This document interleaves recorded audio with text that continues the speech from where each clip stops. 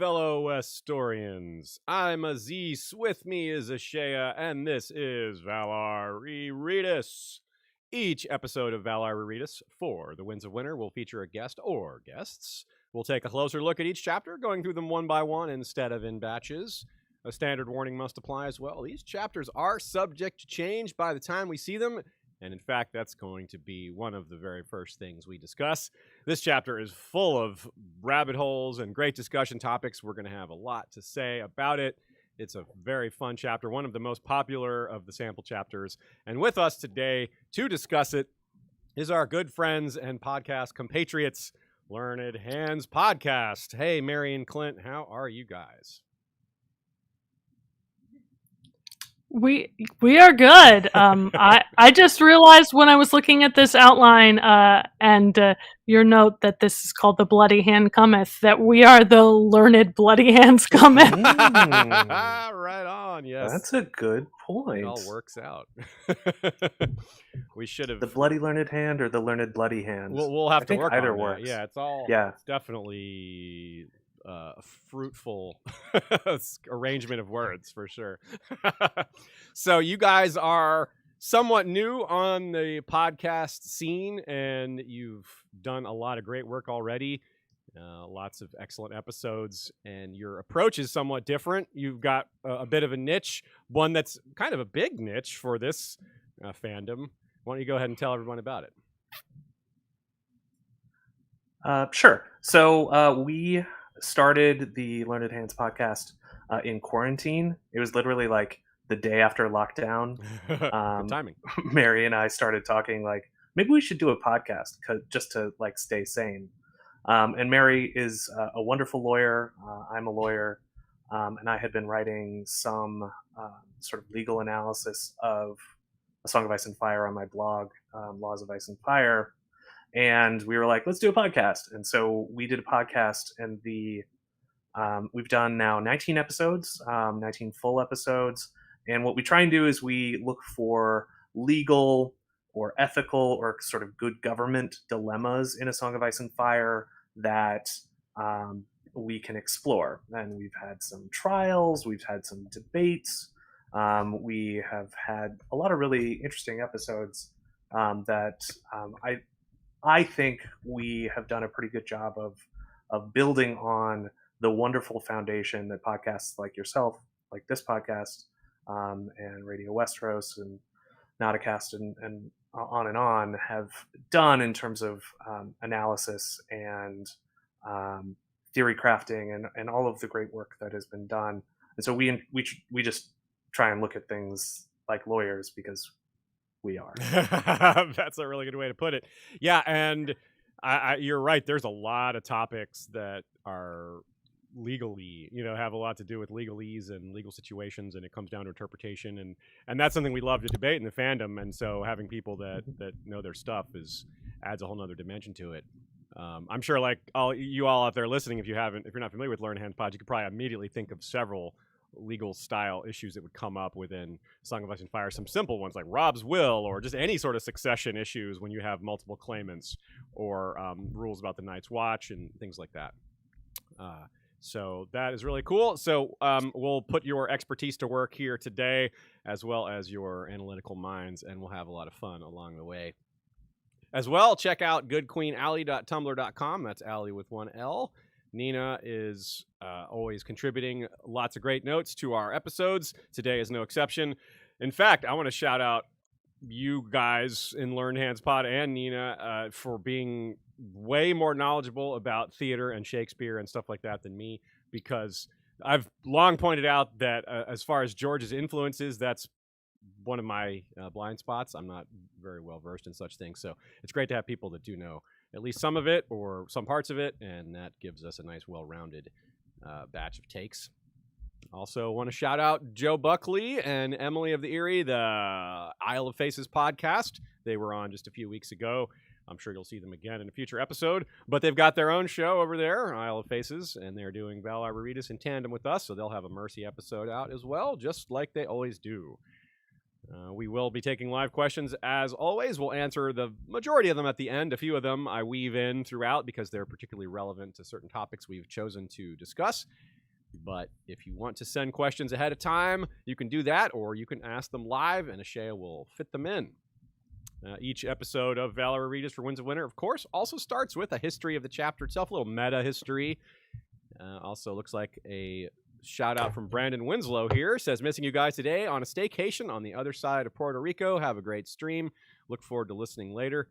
Actually, it looks like he wrote have a great steam. So apparently we're supposed to get all steamy here, but Wow. Sounds pretty cool being down there in Puerto Rico. That's where Bran stays. So cool. So this chapter was originally published March 26, 2014. Been a little while. It's almost the exact same length as Arianne 2, slightly longer than Theon 1. Now, when this chapter came out, there was a lot of curiosity before this chapter came out, because you may not remember this if you read Mercy a while back, but at the end of A Dance with Dragons, it's said that she's going to go have this apprenticeship with Isambaro. No one knew what Isambaro was or who Isambaro was. And in fact, I say what because there was some people guessing it was a place. Like, send them to Isambaro. Like, that's a building or like a region or something. So do you all remember your first reading of this chapter? Did you have any sort of reaction like that? Or did you know, like, just your initial reaction to this chapter when you first read it, like so long back? Go ahead, Mary.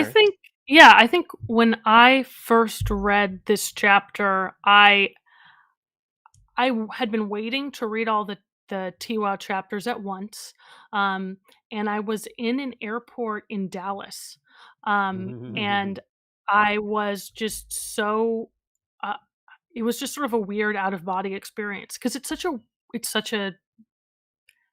there's such a big feel to the chapter. Yeah.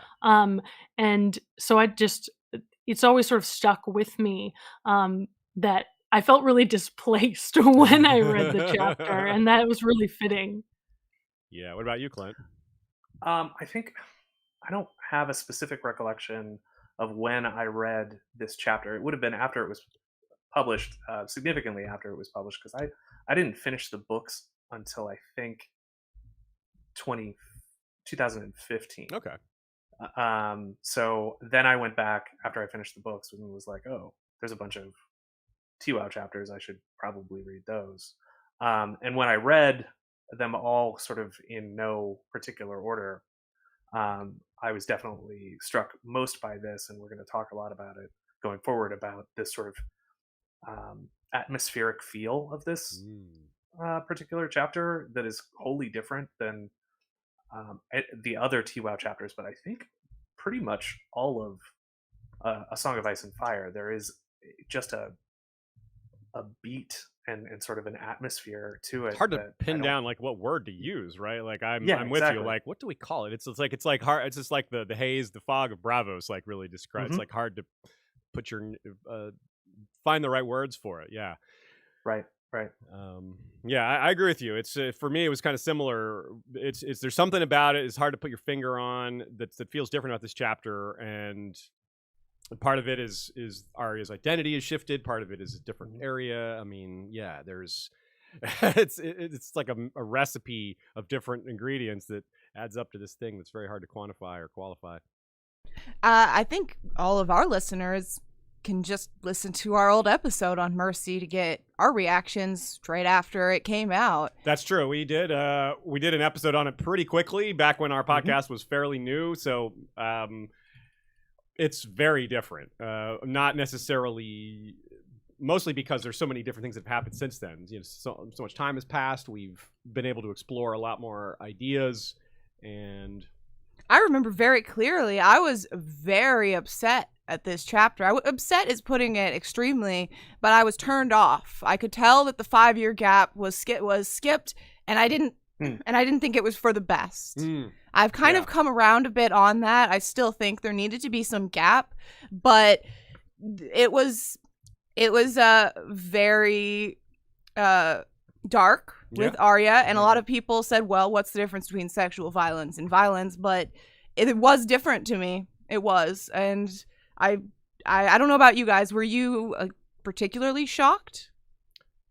I don't think I was shocked, but I was maybe surprised, but not entirely surprised, because it seemed like these, maybe not just specific situations, but as the characters got older, the young Stark kids got older, they would be in sexual situations. And if Arya is training to kill people, that would be a way to, like, seducing someone and killing them is we've seen that already. Like, there's already, in fact, we have a reference in this episode of one of the notorious sex workers kills men and rolls their bodies into the river or into the canals. And that's, that just gives you the idea, like, yep, they're pretty vulnerable in that state. So in other words, like you, my reaction after thinking about it, those are kind of things that kind of came to mind and made it make more sense. But go ahead, Mary. No, I mean, I was not at all shocked when I read the chapter. It kind of took me learning other people were shocked to recognize it. And we might talk a little bit about this later, but for me, it fits in well with where I expected Arya's arc to go. And I also felt like it's not particularly shocking, given the amount of both violence and sexual violence that Arya has herself witnessed or been around in her earlier chapters. But I completely agree that even a 2-year gap would have made it so much less jarring. Not necessarily only because of the sexual content, but just because it's such a huge difference in terms of Arya's sort of personality and level of experience. But, some of that might be the point, to be honest. Yeah. What about you, Clint? What do you think? Did you have any kind of strong reaction like that, or? I would, I think, share Mary's reaction. I think that the sexual violence aspect of it is, I mean, it's definitely intentional on George's part to make you feel uncomfortable about this, and that's one of the ways in which I think it.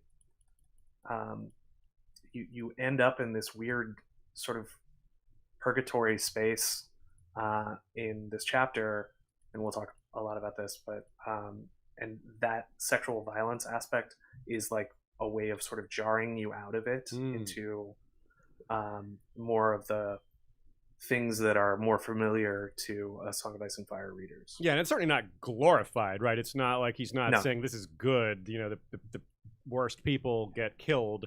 And it's not unrealistic, I don't think. Little girls getting catcalled is really gross, but it definitely happens.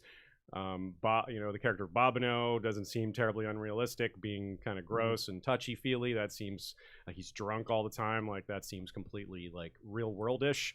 So I think it's kind of like a lot of what George does. He doesn't really pull punches when he tries to be realistic with uncomfortable topics, and he doesn't really. He doesn't really pull punches there, does he? So yeah, that's going to be a big part of this going through. There's definitely a lot of people when we were reviewing user comments, questions from you all. A lot of people brought this subject up about how the chapter should be approached, or whether people were uncomfortable with it, things like that. So a lot of people wonder if it will be partially rewritten, not necessarily because of the sexual violence, but because of the age stuff, right? Which sort of relates, but not directly, not in that same way. So. Very curious what if George will make any alterations to this chapter, and we'll just have to see. But for the most part, I don't expect large changes. That in itself probably wouldn't be a huge change. It would be notable, but it wouldn't probably change the way everything plays out. Koivanazi sends a super chat, says, I read this chapter in the bathroom at work immediately when it dropped. Right on. That's probably what I would do. Just any excuse to get the heck out of there and read that chapter right away. Amy Blackfire says, yay for Aziz Ashea and the Learned Hands. Great discussion, everyone. Good sound quality Ashea. Well, thanks very much, Amy. All right, let's get to it. Let's have the synopsis. We've given this one a nickname, The Bloody Hand Cometh, because we can't stop with the It's Always Sunny references, a reference to the Nightman Cometh, and the alternate title, Needle to Lami's Revenge. Yeah. And frankly, neither did us readers first time through. But a wolf dream is described beginning with the next sentence, and that clears it up pretty quickly. Arya was dreaming that she was Nymeria again, not knowing she was dreaming of reality as it happened in real time. She might sleep better if Braavos and the Riverlands were in the same time zone. Rookie skin changer mistake, to be honest, but she hasn't gotten the benefit of training like some members of her family. She's getting quite a bit of teaching in other areas, though. Perhaps we might say Mercy's mentoring has been mostly mummery and murder. The dream involved her chasing down prey, and that's a rather apt setup given how this chapter, featuring a play within, plays out. Mercy shaves and washes and dresses. Worried she'll be late for the performance, Arya remembers to bring Needle along. She's an apprentice to Isambaro at a theater called The Gate, and has been for some time now, long enough for her to become familiar with the people who work and act there, their particular needs and peculiarities, the theater business, and quite a few tricks of the mummer's trade. Though she's used to working backstage and has occasionally been on stage for a non-speaking role, this time she actually has a few lines. The play is called The Bloody Hand, as in Hand of the King, as in Tyrion Lannister. Along with him, it features exaggerated versions of many characters and events we read about in the first 3 books, if not more. The thing is, we don't know, because we don't get to see the end of it.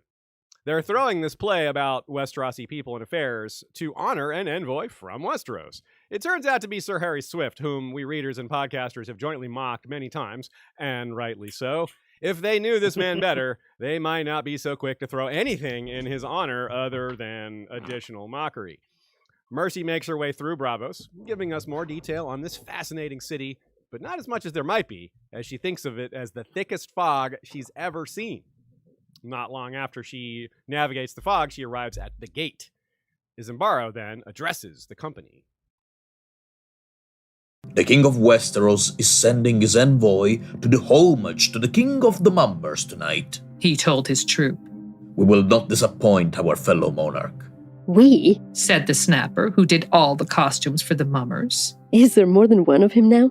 He's fat enough to count for 2, whispered Bobono. Every mummer's troop had to have a dwarf. He was theirs. When he saw Mercy, he gave her a leer. The King of Westeros is Tommen, of course, but it's apparently his mother who sent Sir Harry's.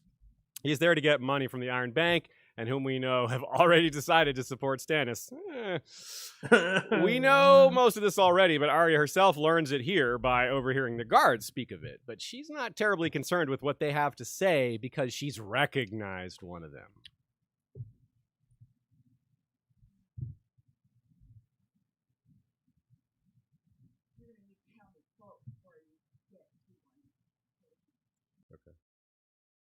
There were 4 guards, big, hard-looking men in ringmail, with heavy Westerosi longswords sheathed at their hips. Their crimson cloaks were bordered in whorls of gold, and golden lions with red garnet eyes clasped each cloak at the shoulder. When Mercy glanced at the faces beneath the gilded, lion-crested helm, her belly gave a quiver. The gods have given me a gift. Her fingers clutched hard at Dana's arm. That god, the one on the end behind the black pearl. What of him? Do you know him? No. Mercy had been born and bred in Braavos. How could she know some Westerosi? But Arya knows who it is, though Mercy does not. Seizing the opportunity after the play begins and most are distracted, she pretends to be distracted by Wrath the Sweetling, and tells him so, and he seizes the opportunity. It was the easiest thing in the world to convince them that they needed to go someplace private. He's hardly able to contain his excitement, and neither is she, but for oh so very different reasons. She's so excited that she doesn't fully think through how to handle what comes after, and he's so excited he doesn't seem to have even the slightest bit of inkling he's in grave danger. That is, until Needle cuts his femoral artery, and realization comes quickly, but not as quickly as the blood. Blood that she'll have to clean up. What a bother, but well worth it for this very sweet moment. I'm bleeding like a stuck pig. I can't walk on this. Well, she said. I don't know how you get there then. You'll need to carry me. See? Thought Mercy. You know your line, and so do I. Think so? Asked Arya sweetly. Raph the Sweetling looked up sharply as the long, thin blade came sliding from her sleeve.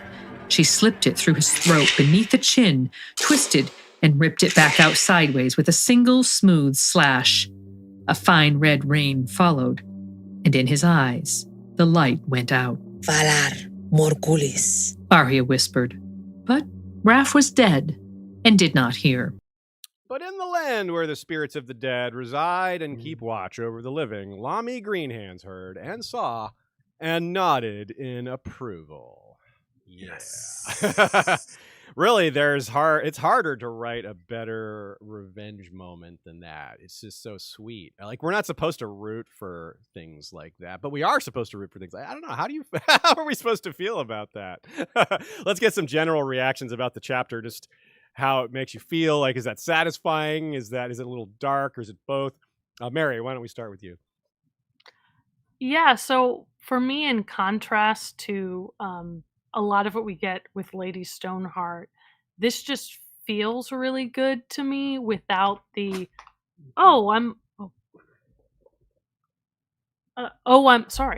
without the like, I'm also very troubled about it. It's not the getting what we want in the most terrible way, at least not yet. So it feels like a very satisfying chapter to me.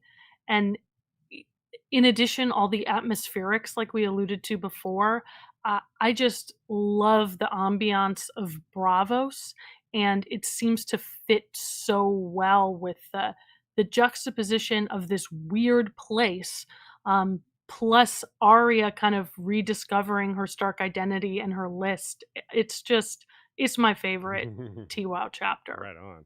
What about you, Clint? So far. Yeah, so far, right? We got plenty more to come. Right. I agree. I also think it's my favorite TWOW chapter, released TWOW chapter. And for a number of different reasons. There is that great ending. And I tweeted about this, I think, last week, and a guy, Joe 2000 on Twitter, mentioned that unlike all of the other TWOW chapters, it's an actually complete story. Yeah. And not a setup of something else that's going to happen later. And so you have this sort of, encapsulated, contained narrative that is beautiful and interesting and ethereal. And you also get this fist pumping revenge moment. And it's just great. I love it. It's lyrical. It's beautiful. The prose is wonderful. And so, I just think it's fucking dynamite. Hell yeah. Am I allowed to swear? I'm sorry. I apologize. Probably not, but it's okay. Okay. So I have a theory here. Given that the chapter starts with the wolf dream, and given that we know a few things about the prologue, and one of those things is that it has Jane Westerling in it. Not Jane Westerling, but yes, Jane Westerling. Yeah, Jane Westerling. Yeah. I almost was about to say Rosalind Frey, but also Rosalind Frey, Ed Muir. They may all be in it, because it appears to be the party being taken south to Casterly Rock to enjoy imprisonment, and that would be Jaime having sent them to be led by Forley Prester, and Forley Prester is perhaps a candidate to be the POV for the prologue. Now, given this POV, the location of this POV, it could take place. It should take place near the Riverlands, or at least on the way to the west from the Riverlands, and thus it has a chance to have Nymeria in it. Given that Arya wakes up having this wolf dream, it's entirely possible it's a segue directly from the prologue. Our Nymeria does something, and then Arya wakes up with some vague memory of it that she just dreamed of, like as if it's just happening. If that's true, not only will it be a really cool connection it'll stand on its own as a neat point, but it'll give us a framing for the timeline. It'll tell us like a pretty directly when that moment is happening relative to what is happening with Arya's arc, which we usually don't get that kind of very precise timeline stuff for characters so far apart physically. Only things like the Cometh have ever been able to bring us together like that. So, interesting possibility. Have you guys given thought to the order of the chapters? Is that something you've bothered with? I've only thought about it a little bit, and this one kind of occurred to me, but I don't know that it's a big important topic. But if you have anything to add to that, I'd be curious to hear it. Oh, go ahead, Clint. Oh, no. I was just going to say, I think it's a great thought. And I could totally see it being the first chapter then, if, or the first full chapter. Yeah, I don't know. What do you think, Ray? Yeah, I think about a year ago, and I still have this. I have a spreadsheet that I called TWOW squares, where I'm trying to outline where each of the released and speculative chapters come, and how many chapters I think each character will have. So I am super into that, and that's one of the reasons I think this. I think that the theory about Nymeria and the wolf pack, aka Chekhov's wolf pack, is so interesting. Particularly, I'm interested in how this chapter will fit in with the events in the North as well. Yeah, and this is a nice little thematic parallel of a sort. We have our first section here called "The New Arya," and we called a section in Ariane 1, the new Ariane, to talk about how she's changed and matured and has a different outlook on power and some things, while also having a similar outlook in other ways, even as other things have changed. Same goes for Sansa / Elaine. There's some things that have changed about her. Some tone, some personality differences can be detected, but she's still very much Sansa.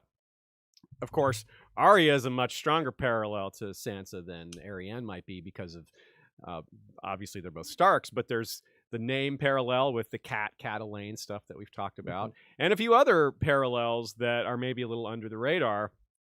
For fun, of course, it appears that Mercy is playing a character inspired by Sansa. The character is sort of maybe a mashup of Shae and Sansa, but that's a pretty meta that she's sort of playing her own sister. Which is just great work by George, because it's pretty easy to miss that. But when you catch it, it's like, oh yeah, that's nice. So one of y'all cited this this is one of her final lines of the chapter here, where she's just after she's murdered Raph, and let's talk about that for a minute. It's a good segue, a good beginning part here for Arya, and discussing the changes, as you guys brought up the 5-year gap and how maybe that is something that needs to be worked on, but we'll see how that goes without knowing what we can say about that. Let's have a quote here.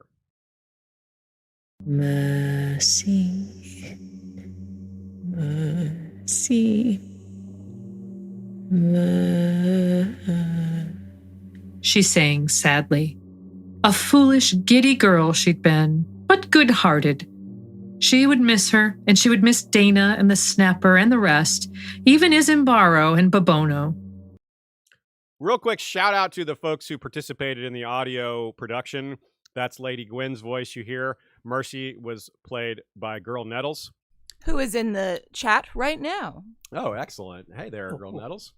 And you heard other folks like Michael Klarfeld as Bobino. You heard Val, as in Because Geek, as the Snapper. And you heard Matteo Barbagallo as Eisenbar. Excuse me, it's Matteo Barbagallo. So what do y'all have to say? Whose notes are these? Whichever one of you wrote this excellent set of notes here, please take it away. If it's if it's smart, then Mary wrote it. Well, I won't know. I don't know if I can go by that, because I won't. I'm not smart enough to tell what the difference between smart and not smart is. So, well, if it's in blood red, then I wrote it. So. There we go. The bloody writing. Yeah. Well, so what I love about this quotation is it's such a powerful set of thoughts about growing up, about abandoning the innocence of your old identity. And not only does that fit in with Arya's story, and Arya saying goodbye to Mercy as a character that she played, and to the character of Sansa that she plays, there's also huge parallels to Sansa's reckoning with the same themes, with the abandonment of innocence. And it really calls to mind one of my favorite Sansa quotations, which is from Sansa 2, A Storm of Swords. They're children, Sansa thought. They are silly little girls. They've never seen a battle. They've never seen a man die. They know nothing. Their dreams were full of songs and stories, the way hers had been before Joffrey cut her father's head off. Sansa pitied them, Sansa envied them. Mm. And this is so much to me evocative of, I mean, Mercy saying what a foolish, giddy girl she'd been. And I love it. And of course, here Sansa is thinking of someone else. She's thinking of Marjorie and her cohorts, but it's also very much a reflection on who Sansa is and her journey. Nice. Well said. Yeah. Anything to add to that, Clint? Yeah, I would just say that I think the chapter tries to make it opaque because everything is opaque in this chapter. But I think it's pretty clear if you listen closely that she is playing Sansa and not anybody else. Okay. And the reason for that is twofold. One, kind of thematically, this chapter is about Arya retaining her Stark identity, and we'll talk about ways in which she references directly her Stark identity throughout. But two, she mentions that one of Mercy's lines in the play is, she says, most of her lines are just, please, don't rape me, or oh no. But one of her lines is, I'm still a maid. Oh, yeah, good catch. So if she's still a maid, she can't be Shay. Right. Good call, yeah. So I think that Mary's point about it reflecting on that Sansa quote just makes it all the stronger, the connection between those two characters. What's so interesting too, as an add-on, is that she doesn't, if she's thought about the fact that it's her sister that she's playing, those thoughts happened before this chapter. They happened off page. Right. Similarly, Right. As we'll get to in a minute, there's the author / playwright notable named Fario Forel, which if you didn't think of Sirio Forel there, well, you're thinking of it now. And Right. Arya doesn't have a reaction to that either, but presumably she'd heard of Fario Forel months ago. She wouldn't have had a reaction today during this chapter. It would have been a while ago. So it's sort of part of it does a good job adding to the mystique of this chapter and the fog around it. Like, this is a changed person. She's not even reacting to things Arya would. Well, she did react to them just months ago, presumably. And it's really neat too, the identity stripping that happens here. There's lots of little clues along with big clues, and you wonder how it all fits into the combination of Faceless Man training and just her own struggles with identity and her own very stubborn maintaining of her inner self as Arya, despite all those outward changes. I think we've talked about before how shaving your head or shaving your body is very much part of the brainwashing arsenal when you become a soldier or when you go to prison or all these things. You get shaved. They cut your hair off. They hose you down. It's part of establishing a new identity, kind of the way you came into the world. You come into the world without much hair. They're trying to restore your brain subconsciously to that state. It's a psychological technique. And that fits in super well here. She hears that, yeah, shaving your head makes it easier to put wigs on. And that's just true. That's just a logical fact, I suppose, about wearing wigs. And of course, as we'll get to later, there's another certain someone who shaves his head as part of hiding his identity as well.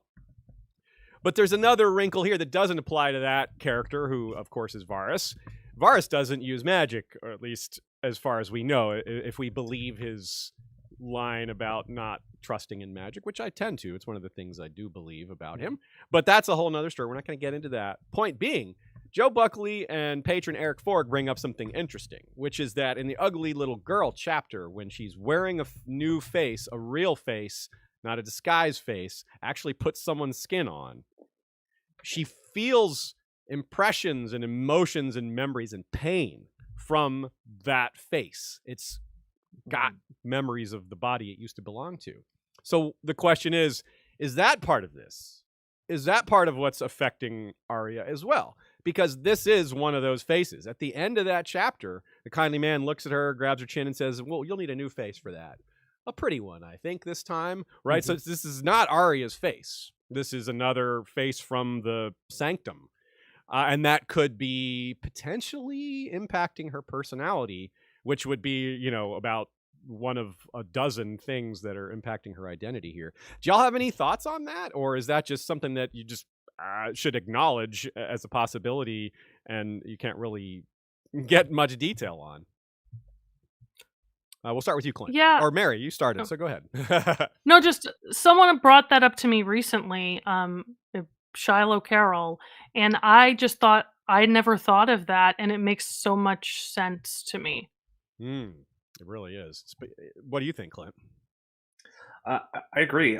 I think that it's got to be that way. It's got to be that Arya is acting like Mercy because Mercy is in, some way inside of her, or at least inside that face.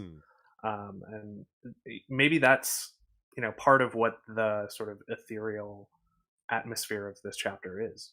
Yeah, it certainly adds to it. Yeah, I mean, Joe writes, Mercy's pretty happy-go-lucky. She's laughing, she jokes, she gets serious a few times when she has to, get Bobineau to stop touching her or what have you. But it's not how Arya would behave. This is Mercy. This is a very defined, different personality. And Joe marks, along with what you were saying, Mary, about growing up, this really fits with that theme. It's not really her, but she's still doing adult things that younger Arya wouldn't do, like renting her own room, things like that. Sure. And we have some insight from Mercy herself, Girl Nettles, cool. who said that she thinks Arya is so sad because when she's Mercy, she feels close to Sansa. She gets to be a giggly, pretty girl like Sansa. So saying goodbye to Mercy is like saying goodbye to her sister again. Wow. Which I think is a great point that I didn't think of. So that is a really good point, because that's a great point. Yeah, because we didn't, as we just pointed out, any thought she would have had about how this is her sister would have already happened, because she's been playing this role for a while. She's been preparing for this role for a while. That's a really good point, and she has always. She did. That's one of the first things we learn about her, is that she's a little distant from her older sister and a little jealous of her because she's older, gets all the attention, she's pretty, etc. So that's that part of Arya that we're introduced to very early on is it's like one of the most normal things about her. Like, yeah, your sister's pretty or whatever, that's super normal. Like, your brother's more athletic than you. That's like very this is extremely common problem for a child to have or to perceive. So building on that, the actual very, very first line in Arya's very, very first chapter ever was, Arya's stitches were crooked again. And how clever is that we even have as a little tidbit in this note that that Mercy is not good at sewing. It's a tiny little detail that means so much. What do you guys think about that little part? Yeah, I think this is one of the ways in which her Stark identity is retained and brought out in this chapter is the fact that Mercy is still not good at sewing, and I just love that. It's just a really great callback to that very first Arya chapter, that she's still Arya. Mary, what do you think? Yeah, I completely agree, and I also like that it's these layers, right? It's Arya kind of peeking through the mask and that resonating with what we know about her. And I like that because it's George encouraging you to look beyond the narrator and kind of think about the ways in which they're unreliable. And it reminds me a lot of Ned's early chapters, in which when you reread them, you can see the things he's deliberately not thinking. Yeah, like it's like a stubbornness that he refuses to think about them, that he's had a lot of practice at not thinking. He's buried it deep in his subconscious, and Arya maybe hasn't had as long to do that, but she's also not burying things quite as personally bad. They're bad, obviously, they're really bad, but maybe they're as bad. I don't know. It's not something we need to judge. But the point is, she's doing similar things. That's a great point you made there. And this is something different too. I mean, let's take this quote here. We've got a nice thematic connection between Braavos and her stitching. Braavos was a crooked city. The streets were crooked, the alleys were crookeder, and the canals were crookedest of all.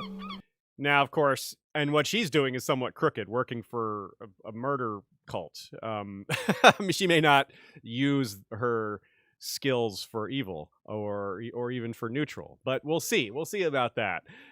Another great catch from Flick commenter Sophia points out that there's another crooked mention here. The thumb on the sign of the bloody hand is crooked, and she thought it would have been maybe even funnier if it had been the little finger that was crooked. Good one, Sophia. We love the wordplay around here. Another thing that really shines through, right? Of course, the big moment is her seeing Raph, and she can barely contain herself, and she has to really put effort into reminding herself who she is, whereas a lot of the rest of the time it's somewhat effortless. And that is a big part of it. Like, she has an iron sense of right and wrong and of justice. That too was present in her first chapter. Right away, she was adamant that what happened to Micah was wrong. It really shook her because she at least thought her father would see it that way too. And it was like, well, this is not what life is like. It's why she killed Darion, right? He broke the laws of the Night's Watch, and that's her brother in command over there. So it's pretty straightforward in her mind. So if Darion deserved it, well, then there's no way in Winterhell anyone's going to tell her that Raph the Sweetling didn't deserve it too. She saw what he did. She saw him murder a child. There's no way, or there's no argument here, right? So, and other things too. It wasn't just that, although Lami is enough. So I really think that this is another just continuously building up to some sort of break with the Faceless Men. Maybe it'll be triggered by this event, but we'll discuss that at the end. The consequences for her action is something we're going to save for the end. But coming back to what you brought up, Mary, or at least you said you were excited about, is we talked about when will Elaine become Sansa? Meaning in the chapter. When will it say Sansa? And our guess is her third chapter, because maybe the next one is when the tournament happens and she's revealed. So then once she's outed, then you have Sansa. And it's kind of like how Theon eventually became Theon again after being the Prince of Winterfell and all this. Any rough predictions for when it'll be Arya again as a chapter? Are we several chapters away from that? Maybe half a book? Or do you think it'll be pretty soon? Mary, we'll start with you. I think it'll be almost the same time as Sansa. Nice. Yeah. I think George is really deliberately playing with that timing. And I'll talk about this more later. But part of the reason that I'm so fixated on Arya playing Sansa here is because you also have in this mix-up of who is what Stark and who gets to be themselves, you have Jane Poole being fake Arya. Yeah. And that's happening concurrent with this whole timeline. And so I really think we're going to get an unraveling of all of these assumed identities around the same time. Okay. That sounds great. Yeah, it would be fitting, wouldn't it? Just to have unleash all that at once and have that sort of climax. It's a good call. Clint, do you have any different thoughts on that? No, I don't. I'm really not one for theory crafting, and so I definitely leave that to the professionals like yourselves. But I think that I would love to see, those pieces click back into place. Yeah. Around the same time. I would love to see that. I just imagine all the other things that George will do to make those moments kind of link up or sync up or whatever. Yeah, I'm sure. just thinking about the things that man will pull off. It's going to be cool. Okay, let's talk about the Wolf Stream Duel specifically. Let's start off with a quote. Her true name was Mercedine, but Mercy was quiet. Oops. Cat interference. Hold on, folks. Cats are always getting involved in Arya's chapters. Cats, Braavos. You just can't separate the two. Yeah, you're right. That was very fitting. But one moment. Her true name was Mercedine, but Mercy was all anyone ever called her. Except in dreams. She took a breath to quiet the howling in her heart, trying to remember more of what she'd dreamt, but most of it had gone already. There had been blood in it, though, and a full moon overhead, and a tree that watched her as she ran. Whew. Those are chilling details, but they also really tell us a lot. She doesn't understand what's going on, which has been a recurring theme. She doesn't seem to grasp it, even though she's used cat's eyes to see as a workaround to being blind. She still hasn't been able to figure out what's going on, but that's understandable. She's young, and there's like, how are you supposed to figure this out on your own? As we pointed out, Bran had a mentor. He gave Jon a little kick in the pants around Clash of Kings, Jon 7. That moment right before Orell comes down and nearly takes his eye out. So that's very meaningful, but nothing like that for Arya. Stefan B points out an interesting thing here. In the beginning of A Dance with Dragons, we see Shaggy Dog, or presumably on Skagos, fighting with a goat / unicorn. And there's this line about how the different wolf siblings can all be sensed except for the one that's gone, and that would presumably be Lady. And maybe it seems that the siblings are more detectable, like you can feel each other better, like more aware of each other when they're in the wolf dream. And that might be why this has happened. Bran may be going into the wolf dreams to find his siblings. As we know, we haven't had a Bran chapter since pretty early in A Dance with Dragons, so whatever's been happening off page with him, there's a lot of room for it, whatever it is. So that's pretty cool. But it's also kind of a test. Like, she doesn't know who or where she is, and that's just says a lot about what she's been going through, about identity and all that back and forth. Nina writes, the first sentence not only summarizes the entire chapter, but her whole time with the Faceless Men. They were trying to get her to be no one. That is kind of the ideal state for her. If she wakes up and doesn't know who she is or where she is, it sounds kind of like what they're aiming for. But we don't want that for her. And we also don't really think that's going that way, because Arya's just so stubborn about being Arya internally. I mean, she's carrying around Needle. She's doing all these other things. So what is that sort of how you all perceive it? Or I'd like to get your thoughts on her struggle to hold on to herself, or is it even a struggle? Because it seems to be kind of natural to her. She doesn't really seem to, she doesn't really seem to fade. She just stays Arya, even as her facade, goes through different iterations. Clint, we'll start with you this time. Yeah, I think that she is becoming more comfortable with the duality of her self. This outward facing, faceless, outward facing, outward faceless men, right? Versus who she is inside of herself, and who she, as you point out, stubbornly refuses to not be. And this is one of the reasons why Arya is one of my favorite characters, because we all struggle with the duality of man. Like, that's, there's a whole philosophical trope about it. But you see it so starkly in her chapters. God, I come on History of Westeros and gotta drop some puns, I guess. It's in the air, like you just right. Yeah. Yeah. I've got a quota, I guess. Anyway, point is, I absolutely think that this, that her wolf dreams are a way of her own expression of her Stark identity.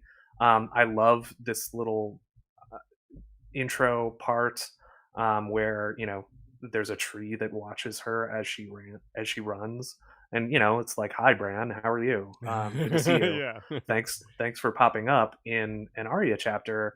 And I love this idea as well that Stefan B mentioned, that it could be sort of when you're warging, you're sort of broadcasting on the warg net or something. Yeah, that's a good way to put it.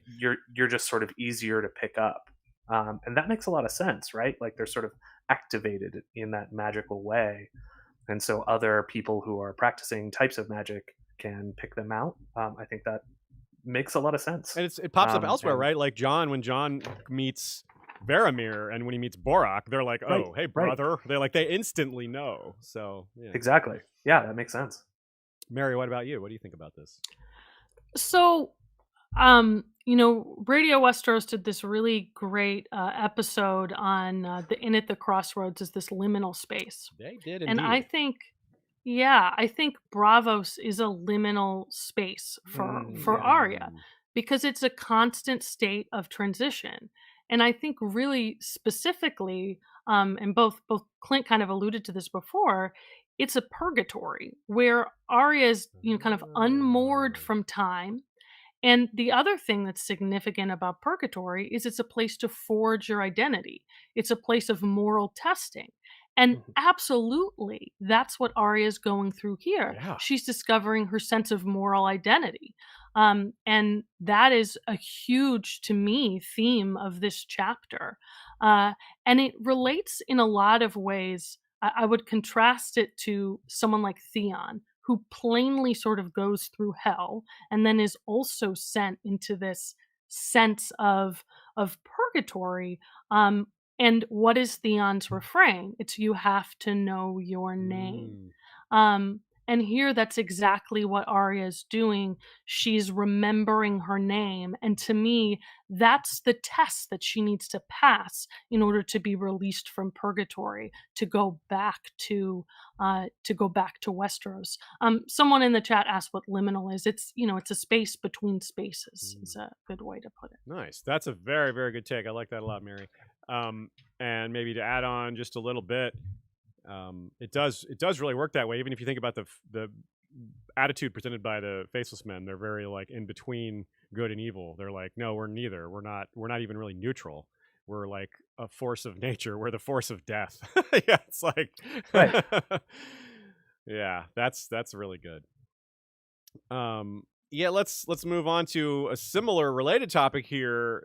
One of the parts about her that we talked about that's unchangeable, not just her stark nature, but the supernatural presence within her, however you want to quantify that. She's got these powers. We just talked about the cat thing.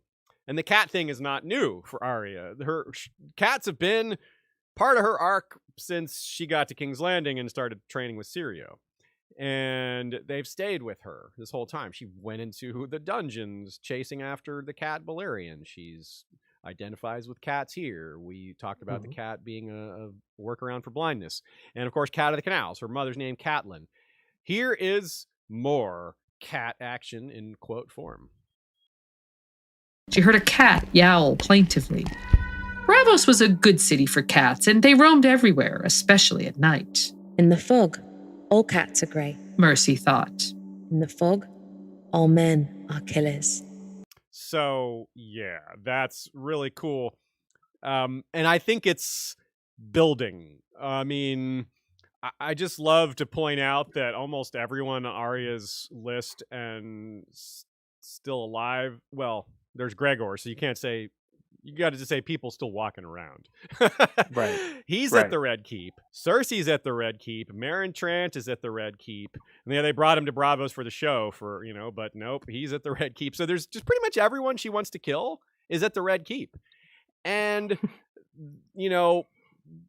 there's the people that are at the Red Keep. Maybe that changes because the king about to be foisted on the realm by Varys, the very man she overheard, thanks to this cat chasing. So this is all you can see how all this kind of ties together. Is he might have taken over by then, or his team might have taken over by then. But think of her going down into those tunnels, right? She goes down into the tunnels chasing after the Balerion cat, and then stumbles on Varys and Illyrio. I've talked about this before, and I think this is adding to this idea. Imagine if there had been her skin-changing ability present at that moment. She would have been able to see a lot better. The cats that are down there, she could have used their eyes instead, and the cats can see better in the dark. So the wolf dreams are part of who she is. The cat stuff is part of who she is. Let's consider that. Keep that in mind as we examine this next very peculiar quote.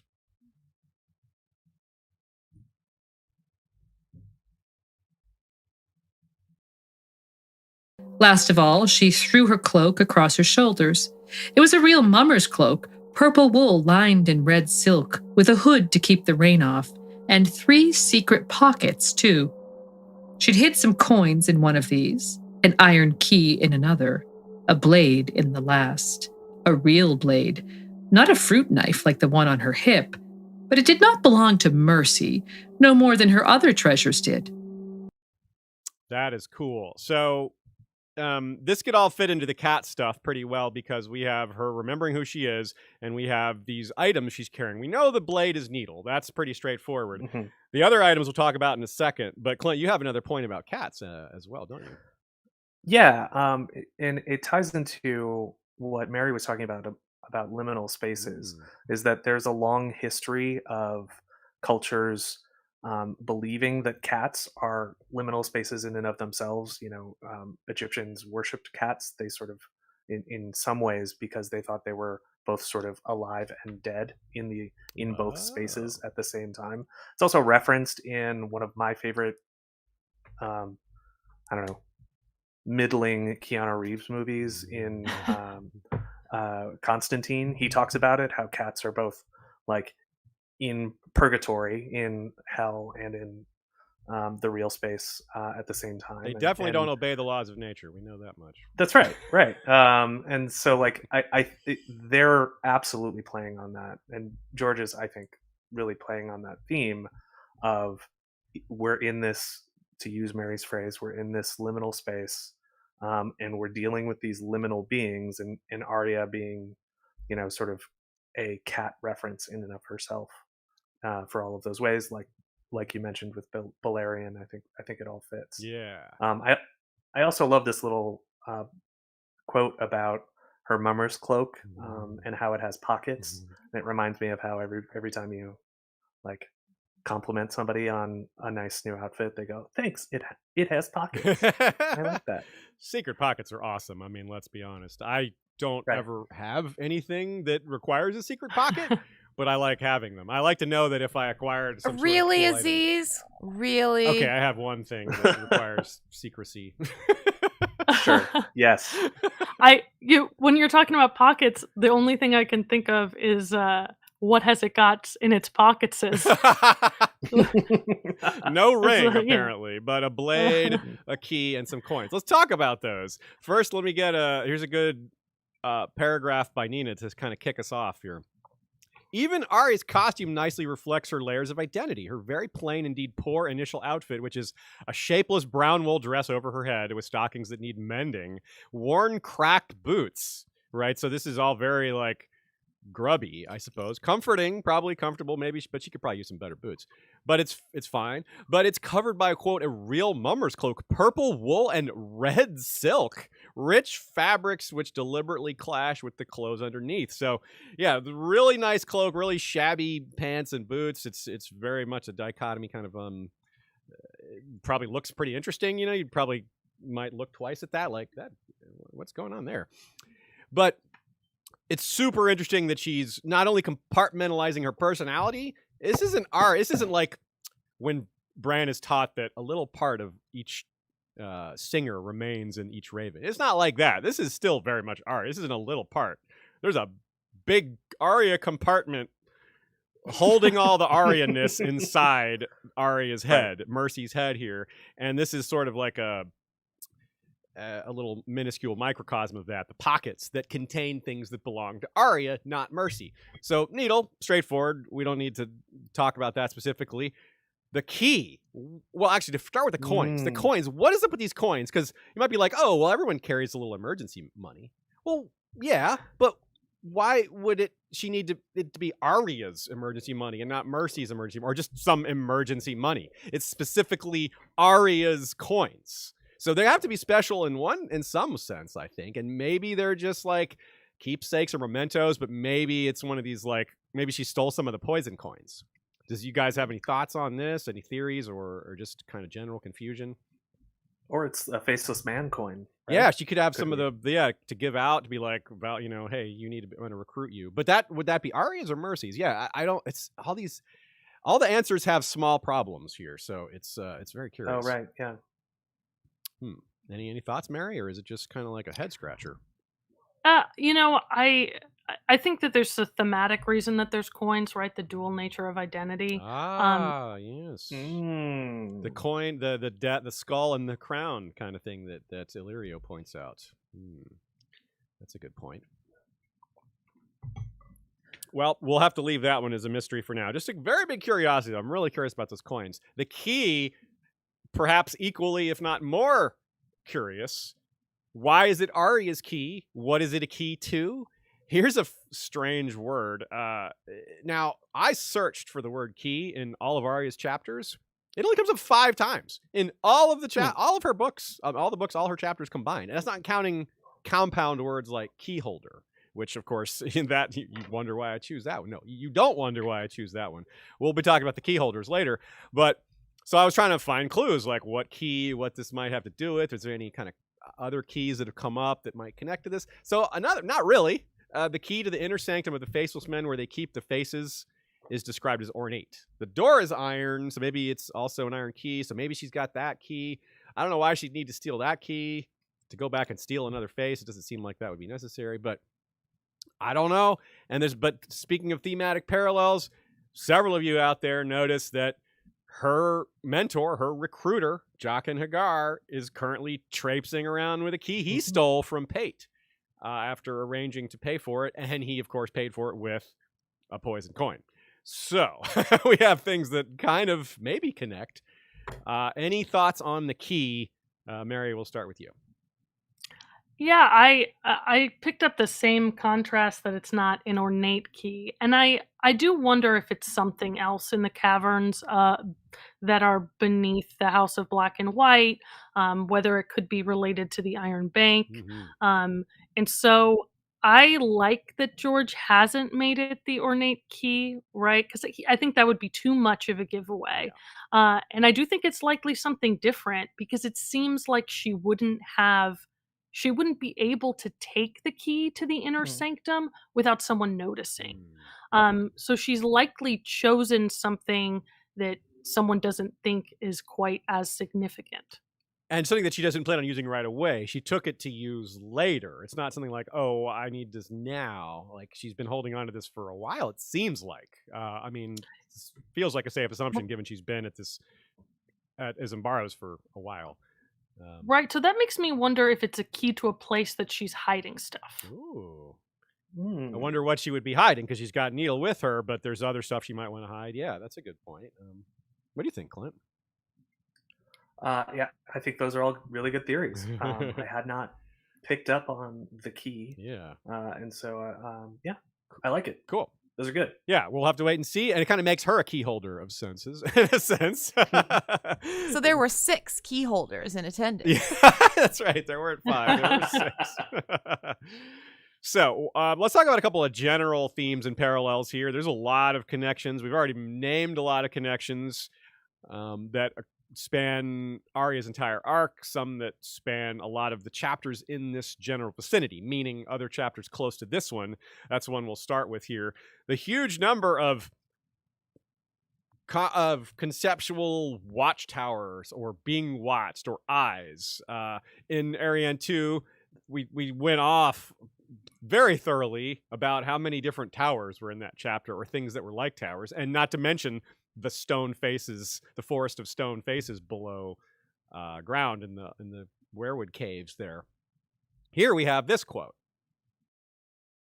The long way also took her across the bridge of eyes with its carved stone faces.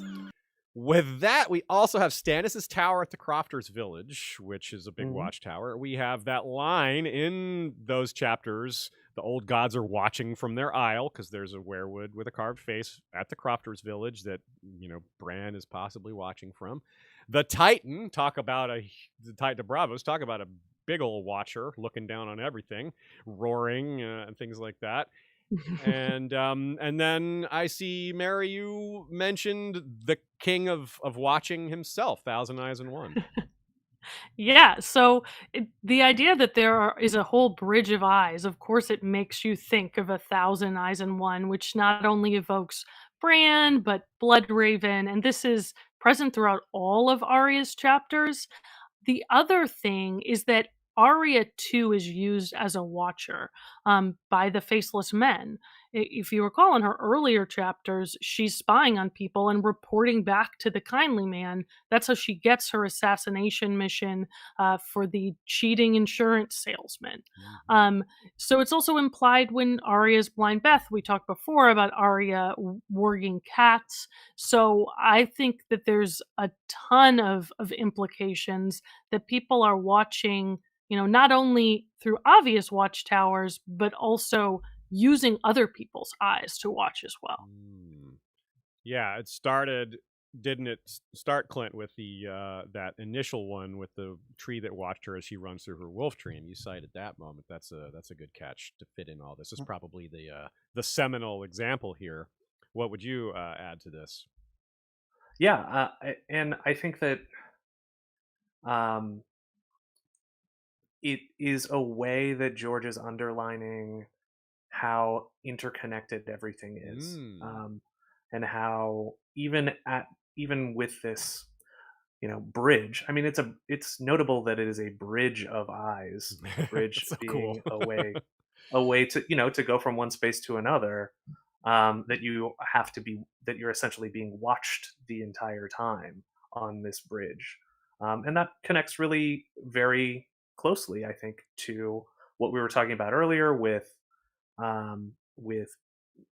as Mary points out, Blood Ravens, Thousand Eyes in One, and what we were talking about earlier is this sort of like being able to watch somebody when you're entering into that space, that magical space, like a Braavos or like if you're warging. And so, are we going to play the quote again?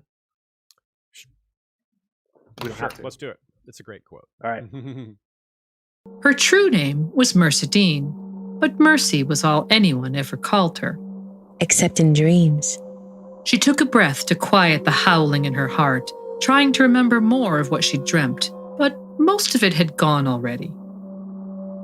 There had been blood in it, though, and a full moon overhead, and a tree that watched her as she ran.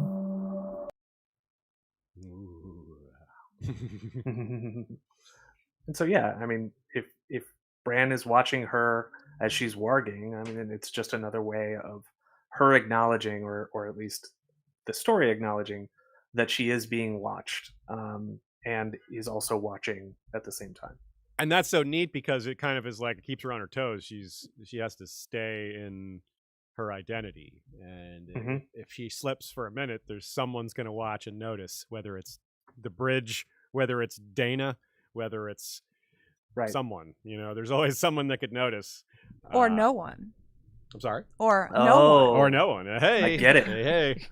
So and this is all very juxtaposed with the mist, the fog, also present in a lot of these chapters around this point. And that's kind of the opposite, right?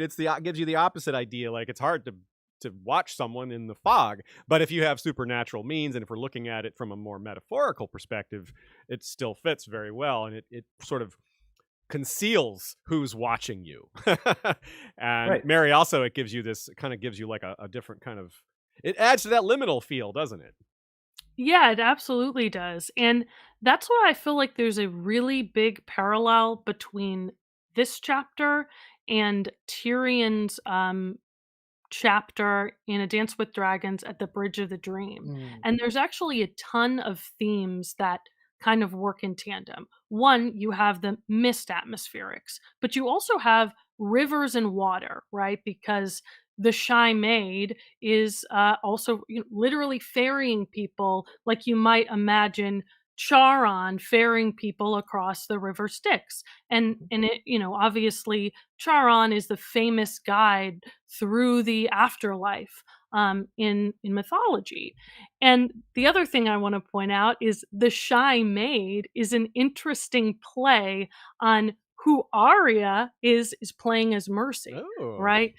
She's not quite a shy maid, but there's a lot of playing with that kind of identity for Arya, and then of course the character she's playing here.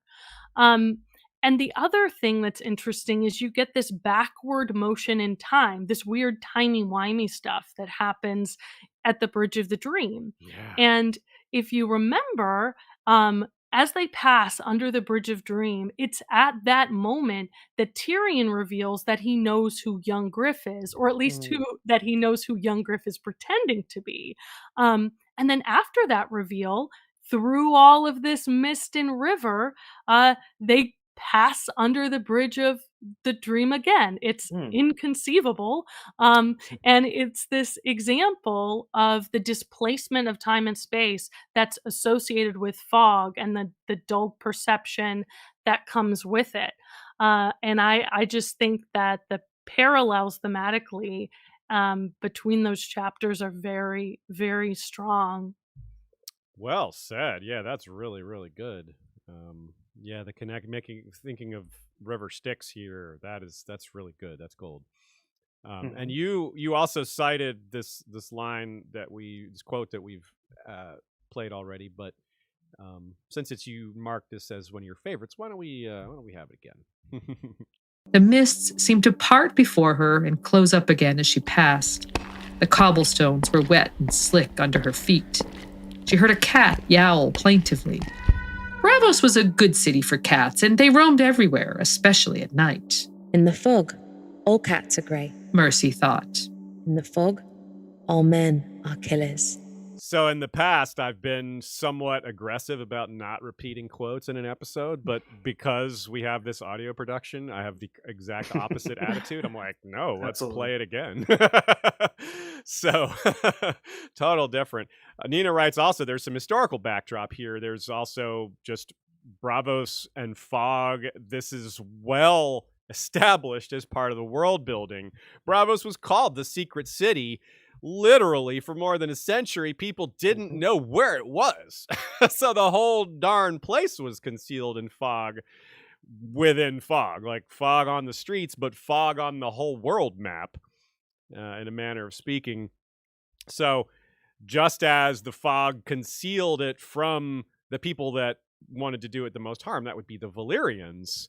Well, that's very fitting, too, with what you just mentioned, Mary, because as you're going down around the area of the Bridge of Dreams, if you're going down the former cities of the Rhoynar, all these ruins, all this death, all this, I almost say marching, but boating through the past, this is damage done by that same party. This was Dragonlord destruction.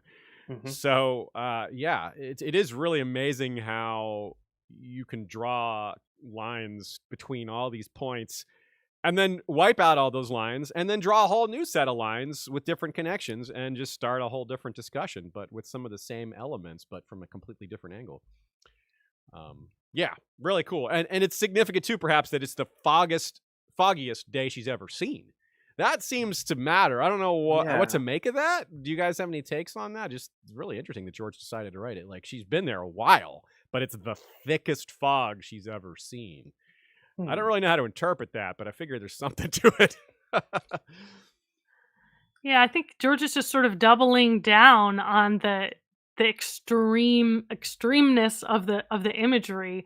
The other thing that I like about it is that even though this is the thickest fog she's ever seen, we hear that the mist parted before her. So unlike Tyrion at the Bridge of the Dream, who's sort of taken in by all the fog, Arya is somehow able to control it and operate within it, which is very interesting if you think about how it relates to her magical power and maybe the magical power that was wielded at the founding of Braavos. Yeah. Part of that quote we played was, in the fog, all men are killers. And, well, very much early on in this book, there's a lot of battles. We know that. There's the Battle of Blood, the Battle of Ice, the Battle of Fire, the Battle of Mud. Whatever's going to happen at the Wall with Jon's assassination might be something like a battle or a skirmish or some sort of brouhaha of some kind.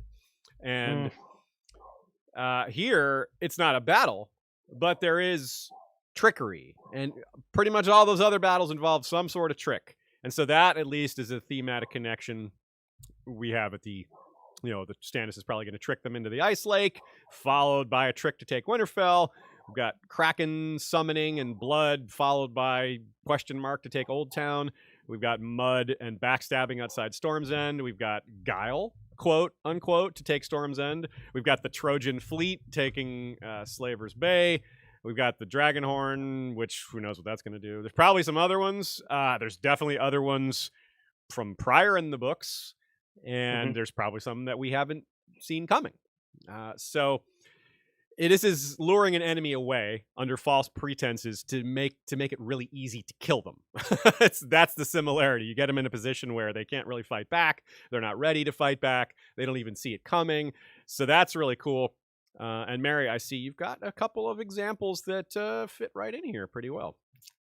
Yeah, I mean, in theory, this is a pretty broad category. You could argue that the red wedding might apply, but the ones that seem most parallel to Arya's assassination of Raph here, one is from Fire and Blood. That's the Battle of the Twins during the Dance of the Dragons. And if you remember, this is a retributive assassination for blood and cheese.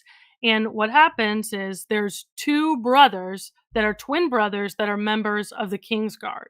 And so the Greens have one of the brothers on their side and the Blacks have the other brother on their side. And so the Greens send, it's Eric and Arik, which you can barely tell the difference between those two names.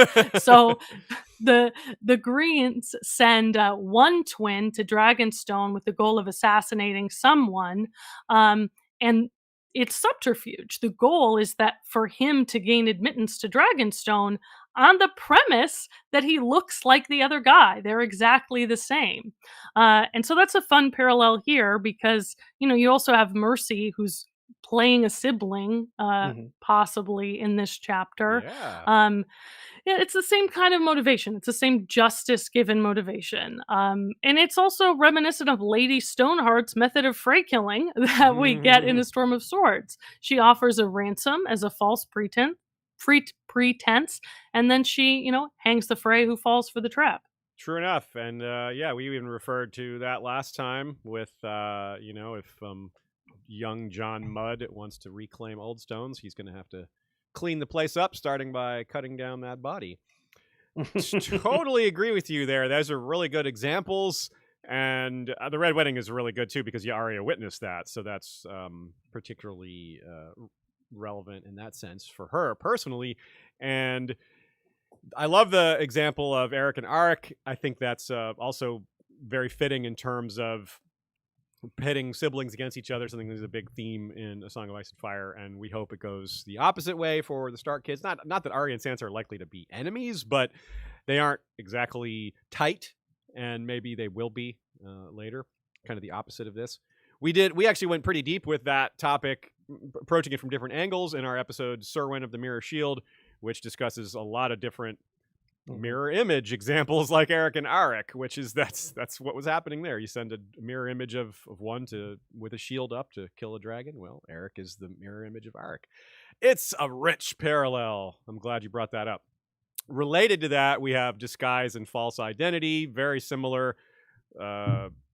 Arya's obviously in disguise here. We got Stannis' men maybe using frozen uniforms. We got Ironborn disguised as fishermen. We got Ironborn disguised as Tyrashi in A Feast for Crows. And Aegon himself is probably false, so there's that. So there's lots of this. False identities are a huge part of A Song of Ice and Fire. Now, Mary, you cite the North Remembers plots. That's a good call. Yeah, so what I love about this is it's sort of a nested, big thematic example with one that is so specifically relevant to Arya in this play that I just love it. So you start about thinking about Wyman Manderley. And look, the idea is that obviously Wyman Manderley is engaged in trickery with the Freys. Going along with a false alliance, which of course this makes sense in the context of retribution for the Red Wedding. But what's so interesting is that in the North Remembers speech itself, Wyman Manderley uses the phrase "mummers farce." The mummers farce is over. Nice. And as we'll talk about more later, Arya is literally in a mummers farce in this episode. The Bloody Hand, not only is it a play put on by mummers, it's clearly a farce because it's funny, it's parodic. So I just love how much George has tied that word in, I think, to this specific kind of theme of deception. And of course, the idea that the North remembers is so relevant to Arya, who is here remembering and recovering her identity. But the thing that makes this work so well for me is fake Arya and fake Arya's wedding to Ramsay Snow. So not only do you have these multiple other plot elements going on around it, Jane Poole playing the role of Arya Stark is a huge part of what's motivating this plot. And in A Dance with Dragons, The Prince of Winterfell, and in The Ghost of Winterfell, Theon literally thinks about how he's playing his own role in a mummer's farce of a wedding. And the absolute money quote from that chapter for me is Theon thinking of Jane Poole playing Arya, thinks it was the girl who held him here, Lord Eddard's blood, but the girl was just a mummer's ploy, a lamb in direwolf skin. I mean, Nice. yeah, it's so cool. It's a dueling, Russian nesting doll of mummers farces. Sansa's friend Jane is in Winterfell playing Arya Stark, while Arya is in Braavos playing Mercy, who is playing Sansa, and then Sansa is in the Vale pretending not to be Sansa. And both of them That's have awesome. names that are references to their mother. One half. Yeah, Cat that's Elaine. right. Cat Elaine, yeah. That's And amazing. yeah, and then it comes to Lord Eddard's blood. Remember, there's more than one ongoing mummer's ploy in the North because Jon is also a lie about Lord Eddard's blood in some ways. And Jane is an inversion of Arya's Mercy. Instead of a wolf in sheep's clothing, she's a lamb in a direwolf skin. When Arya's skin-changing Nymeria, she's literally a girl in a direwolf skin. And meanwhile, Arianne is pretty skeptical about this whole son of Elia and Rhaegar business. Like, is he really? So, yeah, Right. this is just really a great theme. What would you add to this, Clint, if anything? Well, I love that analysis. The parallels between those three interlocking pieces that we talked about earlier. But this idea of pretending to be someone who you're not in order to gain entry into something is something that George goes back to all the time. Ooh, yeah. Again and again. Even, there's Mance Rayder pretending to be a bard to get into Winterfell twice now. Twice now, yeah. And so, Alaris so the Sphinx. Yeah. Exactly. Yeah, exactly. It's a recurring theme, and I love how he plays with it here. That's really well said. Good example. Yeah. Alaris, another one comes to mind. Oh, Brave Danny Flint, of course. That's a seminal example. Yeah. Legendary example. Good call. Very good call. Now, right at the start, I want to bring up something else because one character who's not referenced here, but her shadow hangs over everything, like the shadow of leathern wings. That's Daenerys, of course. As we talk about how all these plot lines are merging together, the themes connect them more and more, and we know that the action will eventually bring them more and more together as well. One of the steps will be to bring them to Westeros. More on that later. But as far as this goes now, I'm very keen to keep my eyes open for anything that might connect Arya to Daenerys in some way or another. And this dates back to way before, like decades. I almost corrected myself, but no, decades, but also decade. Anytime before A Dance with Dragons, also before A Feast for Crows, it's been very difficult to understand where Arya's arc was heading as it pertained to all the other arcs. Bran's on this track with the North and the others. Daenerys is on the track for the throne and dragons and visions. But how does Arya fit into all that? Where is her story going? It was always harder to suss out, even if you weren't certain about Daenerys and Jon and all these other ones, which none of us are certain. But Arya's was harder to suss out, I think. And now, I think we're starting to see clues to where it's going. I pointed out earlier this evidence, textual evidence, foreshadowing possibly of her going back to the Red Keep with cat eyes or what have you. And it occurs to me that attitude-wise, she's got some things in common with Dany, right? Dany's like, I want to protect people, I want to do justice, but I will kill you if you're not with that program. Right. And that is Arya's kind of like that. I mean, and there's some evidence here. There's double mention of serpents and snakes around here. She wakes up with her coverlet twisted around her like a snake. The waterman on his serpent boat. Yeah, let's have that quote again. You said back to this previous quote from Theon? I was making a note that we had skipped past the rest of Mary's part. Yeah, we covered that one. Oh, okay. All right. And so this is so the serpent boat. The waterman has a serpent boat standing by its upraised tail, and little things like that, potentially connecting to the Iron Bank, Braavos being for or against Daenerys, all these larger scale moving pieces that Arya is going to have to be a part of at some point. And I don't know. What do you guys think about Dany / Arya? I mean, if Dany's ever against the Starks, there's no question what side Arya will be on. But setting aside a possibility like that, do you see any room for that? Or is this just too kind of far afield for us to be thinking about such things at this point? Clint, we'll start with you. I have a hard time conceptualizing how they would interact. Yeah.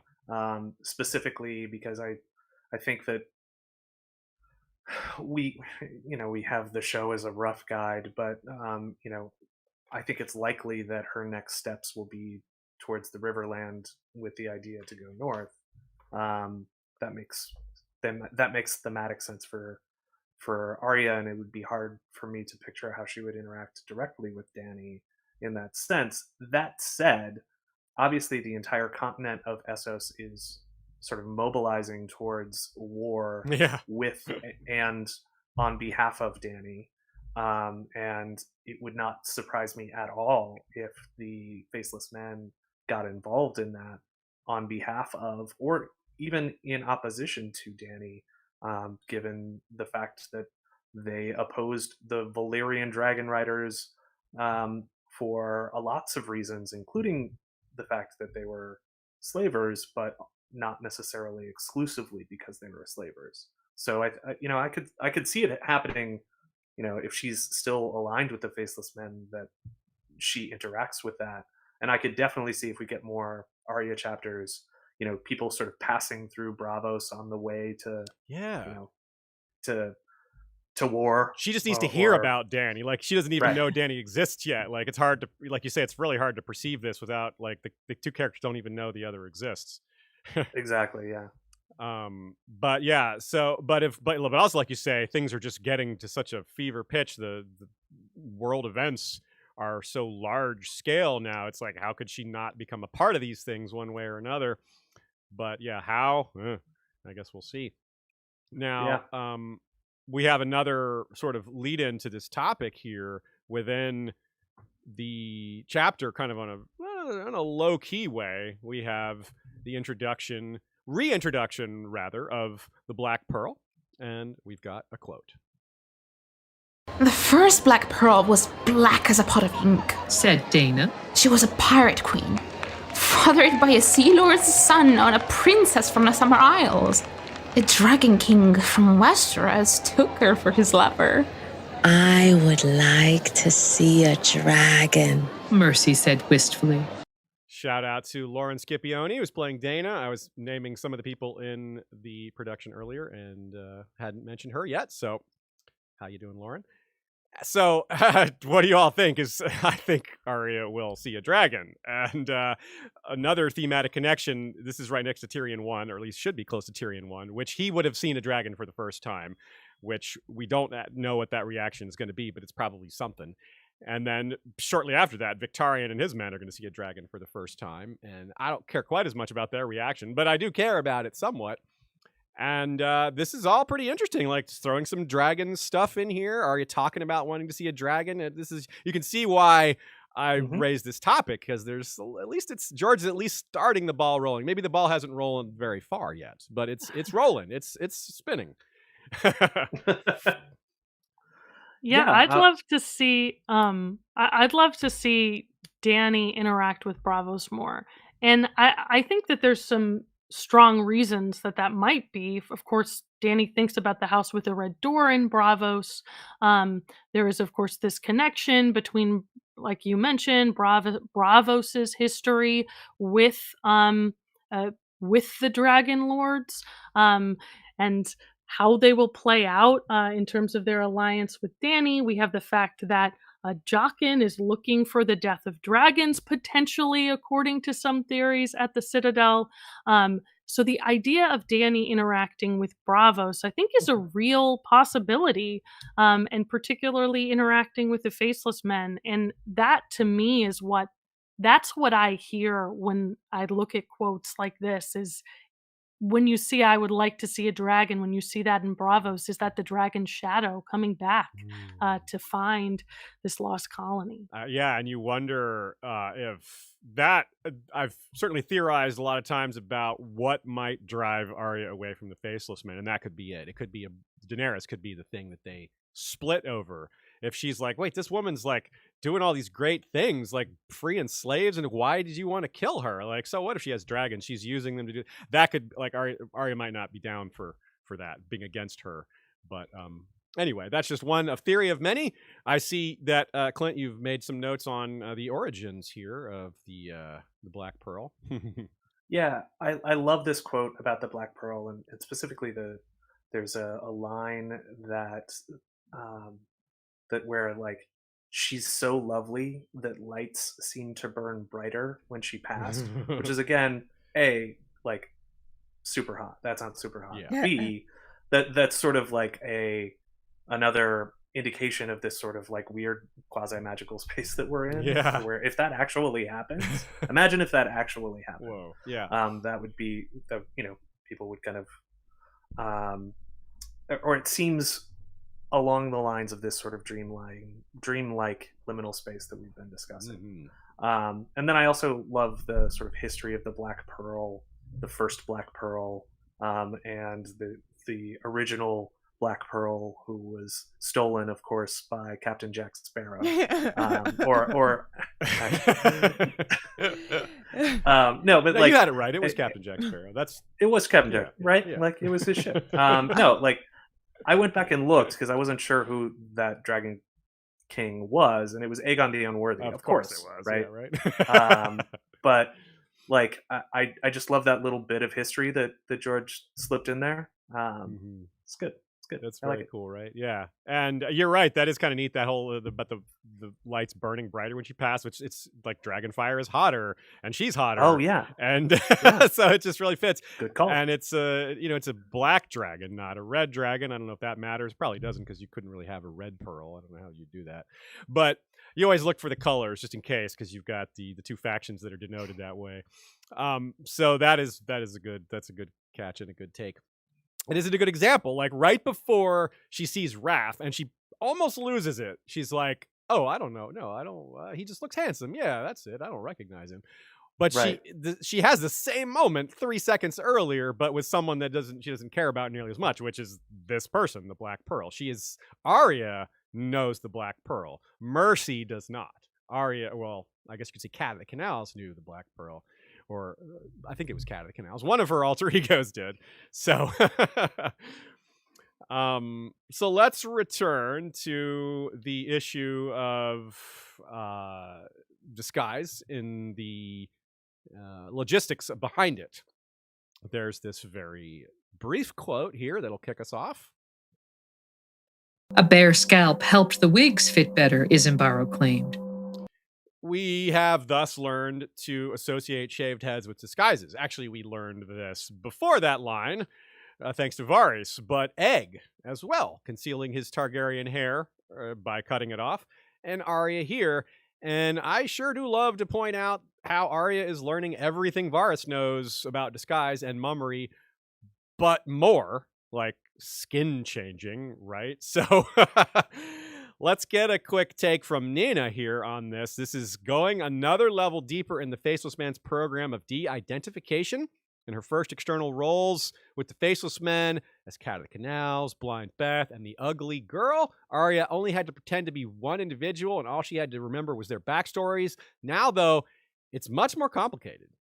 Her memory, the burden on her memory is much greater because she's Mercadine, the Mummer Girl, playing these different roles assigned to her. So she's a character within a character, like Mary said earlier, a Russian nesting doll of identities. It's pretty brilliant. It's no good being a mummer if you can't properly convince the audience you're someone else. So this playhouse becomes a neat way of challenging Arya's ability to separate herself from herself. Can you convince the world that you are Mercadine the Mummer Girl? And then as Mercadine the Mummer Girl, can you convince the world you are a different character entirely? Arya is now experiencing 2 levels of personal disassociation, which the Faceless Men might hope will cure her of her persistent clinging to the identity of Arya Stark.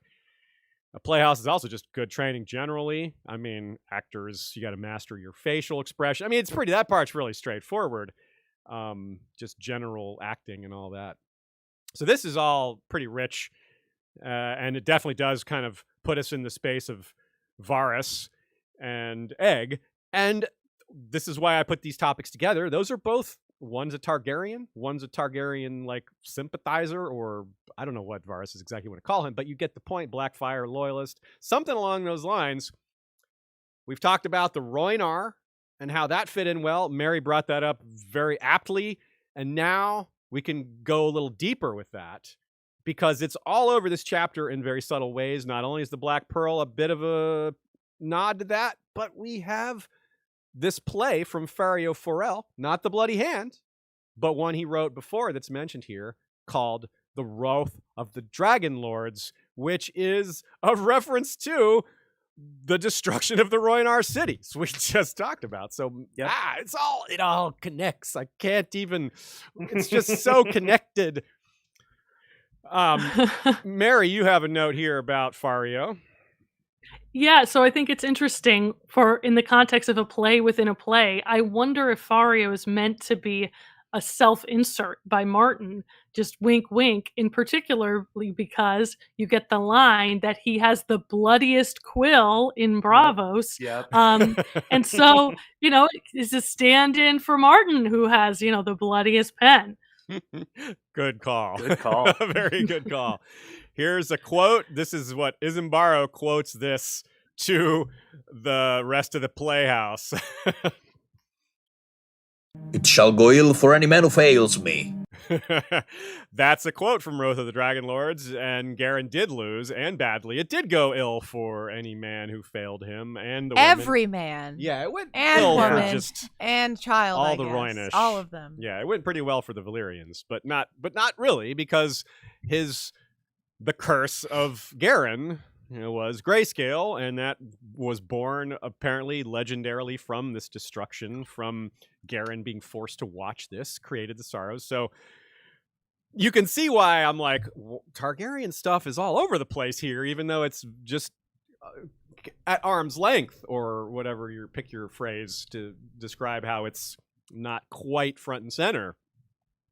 And given all the other battles happening everywhere and Dany on the move and all this. So we also talked about in Arianne 2, there's these dark warning signs and ominous foreshadowing for the Dornish. Like Nina put, there's like all these flashing signs when Arianne gets to the Rainwood, and it's like, go back. This is not for Dornish people. You are not wanted here, and it's dangerous for you here. And she's like, nope, gotta go. And it's brave of her, but you see the signs. It's very ominous. And here we have the same thing. It's the Rhoynar intertwined with the Dornish, like genetically and culturally. And this is very much feeding into that. The idea that this is another chapter that's just bringing up the concept that the doom of Dorne. If they find themselves in opposition to Daenerys, then yeah, the Wrath of the Dragon Lords indeed. Clint, anything to add to that? No, that's a great point, and I had not considered. I guess I didn't think too much about why they were talking about the Wrath of the Dragons. That just kind of flew by me, but you're absolutely right. It's another connection between Arya and Targaryens generally, or Dragon Lords. Yeah, I think that's great. Yeah, That's it good. connects us back to the grayscale, of course, which we've been talking about, to the fogs and mists of Tyrion's chapter. Yeah, it really is very tight. It's so hard to just. It's like you in some novels, some series, you're starved for connections like these, but this is like George describing food. There's just it's overwhelming. You've got so many connections. Did we talk about Arya's wolf being Nymeria?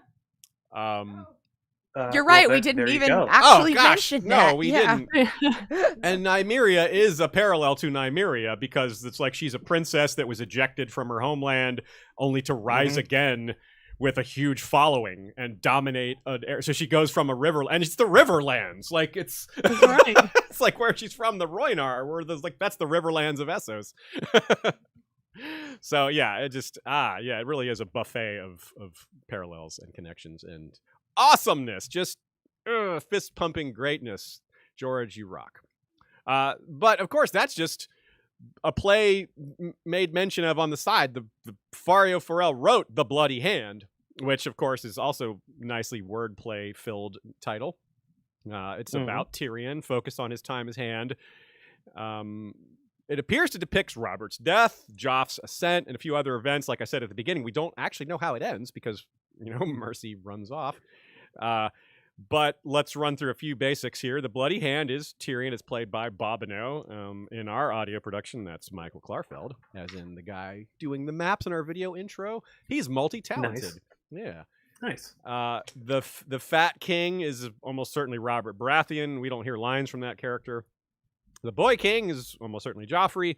Now, here's a little slight confusion. The boar, as in the boar that kills Robert, is played by someone called Big Briscoe.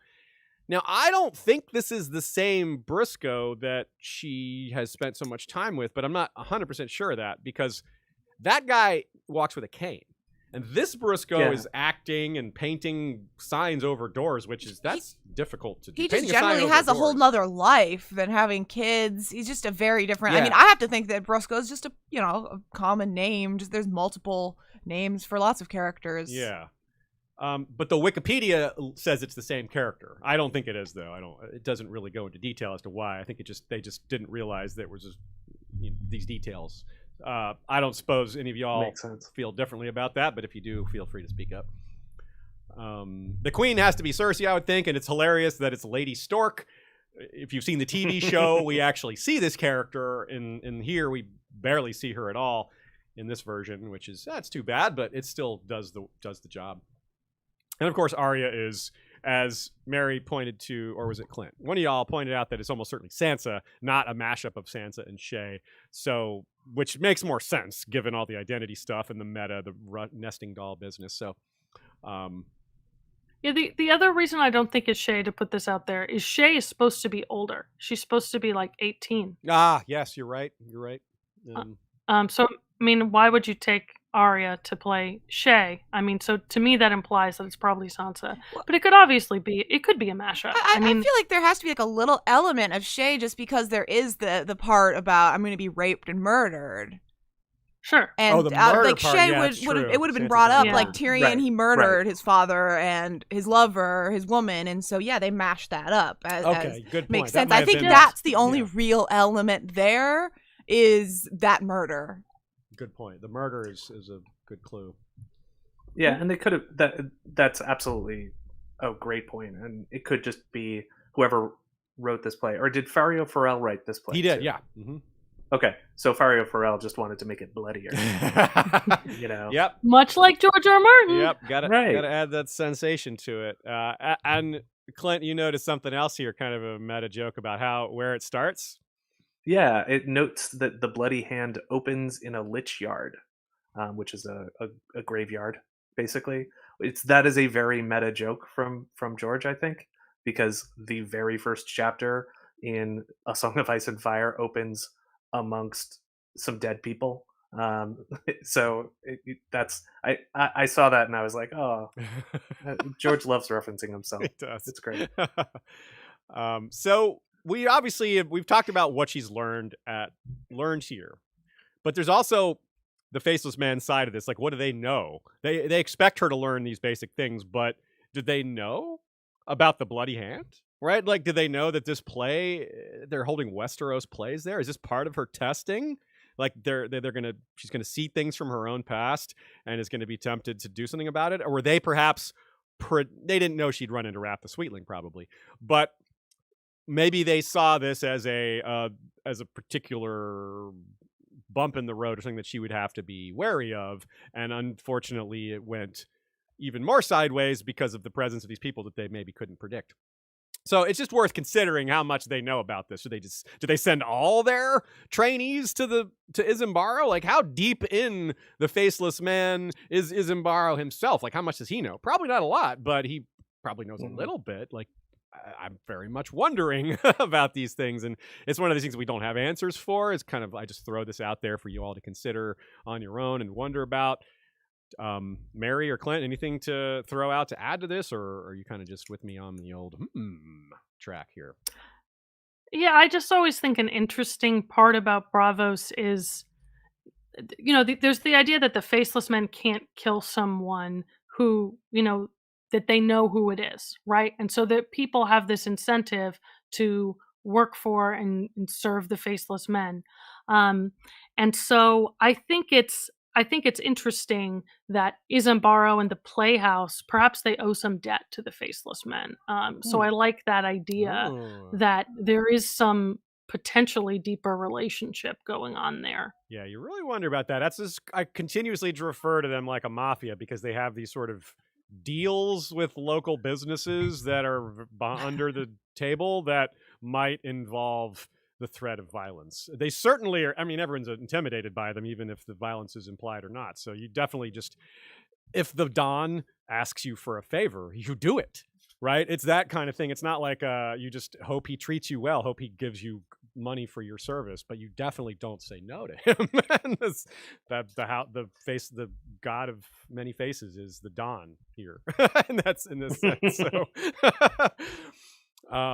Joe Buckley writes a great point here, that another thing about this play that's really genius is its way to bring back these other events that are still really important, even though they happened so long ago. Joffrey and Robert and Ned, all that stuff is still in play. We're still dealing with that fallout, even though we're many items removed from it.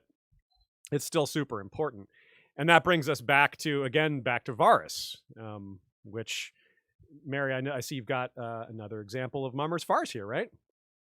Yeah, that's right. It's in Arya 3, a Game of Thrones, she overhears Varys and Illyrio, and she reports what she hears back to Ned. And if you remember, she doesn't know who they are. She just hears someone with a liquid accent of the Free Cities, and you hear them talking about the Lannister attempt on Bran's life. And later we learn, of course, that this is Varys and Illyrio, and they actually use the word Mummer's farce. And the direct quote is, "The fools tried to kill his son, and what's worse, they made a Mummer's farce of it. Oh. I warn you, the lion and the wolf will soon be at each other's throats, whether we will it or not. Too soon, too soon." And then when Arya goes back to Ned, he doesn't believe her, of course, because she's just a young girl. And Ned thinks that they're literally just mummers. And it's so interesting the way that all of these little pieces link back up to sort of themes that we've heard from the beginning of the book. Nice. Yeah. And Clint, there's a really big one here too, right? One of the most important themes of the entire series, right? Right. It goes back to Varys's riddle, where Varys says that power resides where men believe it resides, and Tyrion responds, "So power is just a trick?" And Varys says, "Aye, a mummer's farce." Or power is a mummer's trick. Yes. He doesn't say a mummer's farce. He says, it's a mummer's trick. Similar enough. Yeah. Similar enough. Yeah. And as I've talked about lots, that idea of the riddle and power residing where men believe it resides, and power being a shadow on the wall, that is a theme that just keeps coming up, and it's hard to not bring it up, especially when you're talking about Varys Yeah, right. and mummery. And he Yeah. is all over this chapter without being all over this chapter. Even Right. someone even pointed out even the color of Arya's cloak reminds us of Varys. It's a mummer's cloak and Yeah. it's purple, which we've been noticing Varys' association with lilac since like chapter 3 or 4 of A Game of Thrones as a Right. way to associate him with Viserys and Viserys' lilac eyes. So there you go. And now, Mary, you noticed this whole theme not only of mummers farces, but specifically with trials and specifically Tyrion, not just trials, right? Yeah, that's right. So in Cat 7, A Game of Thrones, Cat refers to Tyrion's impending trial in the Vale as a mummer's farce. Right. And then in Tyrion 9, A Storm of Swords, when Tyrion is being on trial for murdering Joff, he thinks of it as a mummer's farce. And of course, that's quite literally what it becomes in Braavos. This is a mummer's farce about Tyrion murdering Joff. And so it's so interesting to me because, of course, Tyrion's the story of Joffrey's murder, the story of everything in A Song of Ice and Fire, it's decidedly not a farce, right? Right. And so it links back to this idea that A Song of Ice and Fire is a story about the way we tell stories. And that's what, the bloody hand brings into high relief. And it's particularly interesting how much that's related to justice. That's why it's interesting it comes up in the context of trials and Tyrion's trial. So, the idea that the stories we tell become reality is so interesting. And I think that's part of, we're having this debate about, is it Shay, is it Sansa? Well, maybe they don't know, and they're just filling in what's missing. They're improvising with the facts. Great point. And yeah, so that's what we do. That's what we do with stories. That's the meta that George is kind of throwing at us here with this play. That is really well said. Yeah, and it's one of the reasons you guys were perfect for this episode is because so much of it is around these trials, right? And that's of course obviously a legal falls under the legal umbrella pretty squarely, and of course plenty of other reasons why we're happy to have you here today. But that's a pretty easy one to point to. And related to that as well, we have the notion that Tyrion's being blamed for kinslaying that he didn't do, which is clearly what's going on with Dany, about to, or is going to happen. Like, Arianne's already thinking how she's responsible for Viserys' death, even though she's not.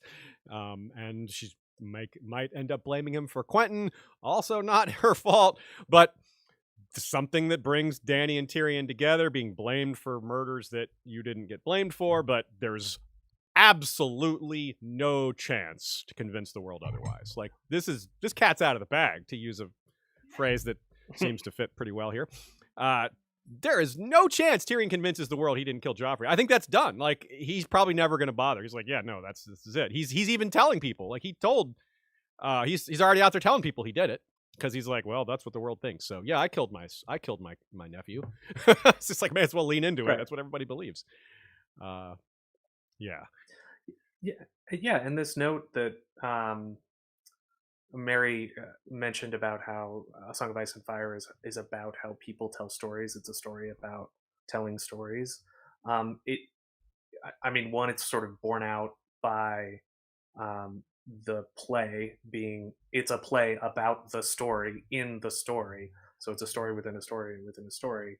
But like, my favorite, I don't know if George is referencing this, but it's a trope that goes back to Hamlet, of course. And my favorite riff on Hamlet, which is Rosencrantz and Guildenstern are Dead, which is a story about how Hamlet tells a story to unrelated characters who are just side characters who are only there because of the story, and it's this sort of Russian nesting doll, to use Mary's phrase, about stories.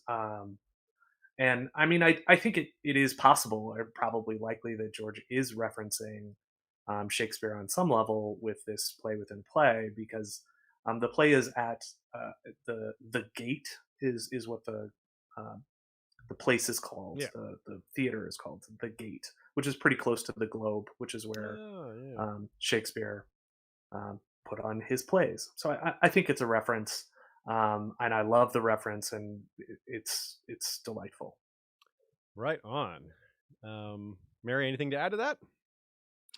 Yeah, I just wanted to put a little bit of a bow on this idea of stories about how we tell stories and how it relates to identity, which is this idea of Tyrion becoming the villain that they wish everybody thinks he is, right? Is that the stories we tell can manifest our identity. Sure, Mercy is a mask, but Arya takes components of that onto herself. And so even when our identity is a performance, even when it's artifice, that still shapes who we are. And we're simultaneously seeing, throughout this chapter, both the private mind of Arya as the person playing a role, as well as the outward face that she puts on. So I think there is this more elaborate, I think pretty unsubtle metaphor about identity itself being a mummer's performance. And I think that's really important as a layer on this particular chapter, because like I've been saying, there's this Russian nesting doll. It's Arya playing a role and then playing another role. And that can limit the opportunities we have, right? Are we playing the role that we're given? Like Raph, are we reading the lines in the script that someone else has set up for us? Or do we have our own identity and our own agency? Well said. Very well said. Yeah, I think it's several of you out there noticed some parallels to Richard III, Shakespeare's Richard III. And so I'll read you a little bit here that Nina wrote. Not only is the main character the brother of a royal accused and in the universe found guilty of murdering his nephew, and not only does the main character suffer from a disability which is used in the play to reflect the character's villainy, Richard III is shown to be a hunchback, but George R. R. Martin seems to be creating the same sort of historical revisionism in his play that Shakespeare used with Richard III. Richard III is not a historically accurate play, nor was it written to be. He's not like mistaken. Shakespeare just changed things because he was writing it for his audience. He wanted to make it more interesting in certain ways because history doesn't conform to the notions of entertainment. It just is, right? So it's the play makes Richard as a forthright villain who unrepentantly and unscrupulously schemes for his own advancement, just trying to rise to the top, which is very similar to how George originally conceived Game of Thrones to be, yet it would be Jaime doing that, blaming it on Tyrion. That was, of course, nothing like that ended up happening. But you still see elements of that being held onto where people blame Tyrion for things, or Tyrion just gets blamed for things. Whether it's everyone or a specific person blaming him. So really strong connections there. George is well-versed in Shakespeare, so I appreciate, like I said at the beginning, I'm not super well-versed in this stuff, so very glad Nina and a lot of you out there amongst our commenting group caught this as well, so I'm glad to point that out. Could you say then that Jaime has a bloody hand? Oh! It's a bloody golden hand. Just the one. Just the one, yeah. And so this brings us to yet another tie-in with Daenerys. We have this idea of changing things or spicing them up a little bit to please the audience. Same thing happens in Daznak's pit. They came to see blood, right? And the bloodiest pen in Braavos, well, it's not real blood here, but it's still that they come to see scandal and murder and stuff like that. They come to see powerful people brought low, Schadenfreude, things like that. And yeah, Daznak's pit, that's what they were there for. They were there to see blood and violence and cheer for it. And this is similar in that sense. Clint, what do you think about that? Yeah, I think it is. I think it's very similar to that. I also think it ties into kind of what Mary was talking about earlier with Tyrion's trial, where he gave that speech about saying he wishes he was the villain you thought I was. And it's sort of an inversion of that, where he's saying, I didn't please the pit, and so here I am, being railroaded in a trial. And that, of course, is due to Tyrion's spectacular inability to learn the lesson of Varys's riddle, which is that that power resides where men believe it resides, that you have to pay attention to the trappings of power or you will lose it. And so it's just another, I think, this idea that you have to please the pit is just an echo of Varys's riddle in that way. Yeah, it's like the pit is the same as the gallery or the audience. It's all the same. And the gallery is what you would describe the people watching the trial. And that's why you very aptly referred to the quotes of it's a mummer's farce. Because, yeah, it is. He's out there saying, look, y'all, this is my life we're talking about. But to you, this is just a spectacle. And you're like rooting for it to play out in the way that you want it to play out, not in the way that justice needs to play out. So, yeah, it's a super on point. It also tells us what Braavos and other parts of Essos see Westeros like, the way they view it. And we look like, I really wonder what Harry Swift thinks of this play. Like, he's like, yeah, that's really how it was. That's pretty much what happened. This old guard guy, right, who maybe isn't able to catch a lot of the play because he's standing guard, but he could hear it. Like, he's been around for a while. He's not like Raph the Sweetling. I don't know that he's a good dude, but at least he said, you're gross for chasing after a child. So maybe he's not the worst guy ever. Yeah, I never really thought about that, about what Swift and Old Guard thought about this play. Right? It's very interesting. Yeah. I would love just like 5 seconds in Old Guard's head to be like, this play is weird, or like, yep, that's what happened, or something like that. Like Dana is like, oh, the Westerosi are savages. Like, oh, he's just so old. He's 30. Like that part doesn't. That's not cultural. That's just the 30-year-old line. Every time I read it, I'm like, that's a slap in the face to all the readers. Hey, he might be 30. I'm way older than that. Disgusting. But so it's like both of these. It's like perception is a big part of A Song of Ice and Fire. It's of course well explained and well made part of the story, given the huge variety of POVs and locations the story takes place in.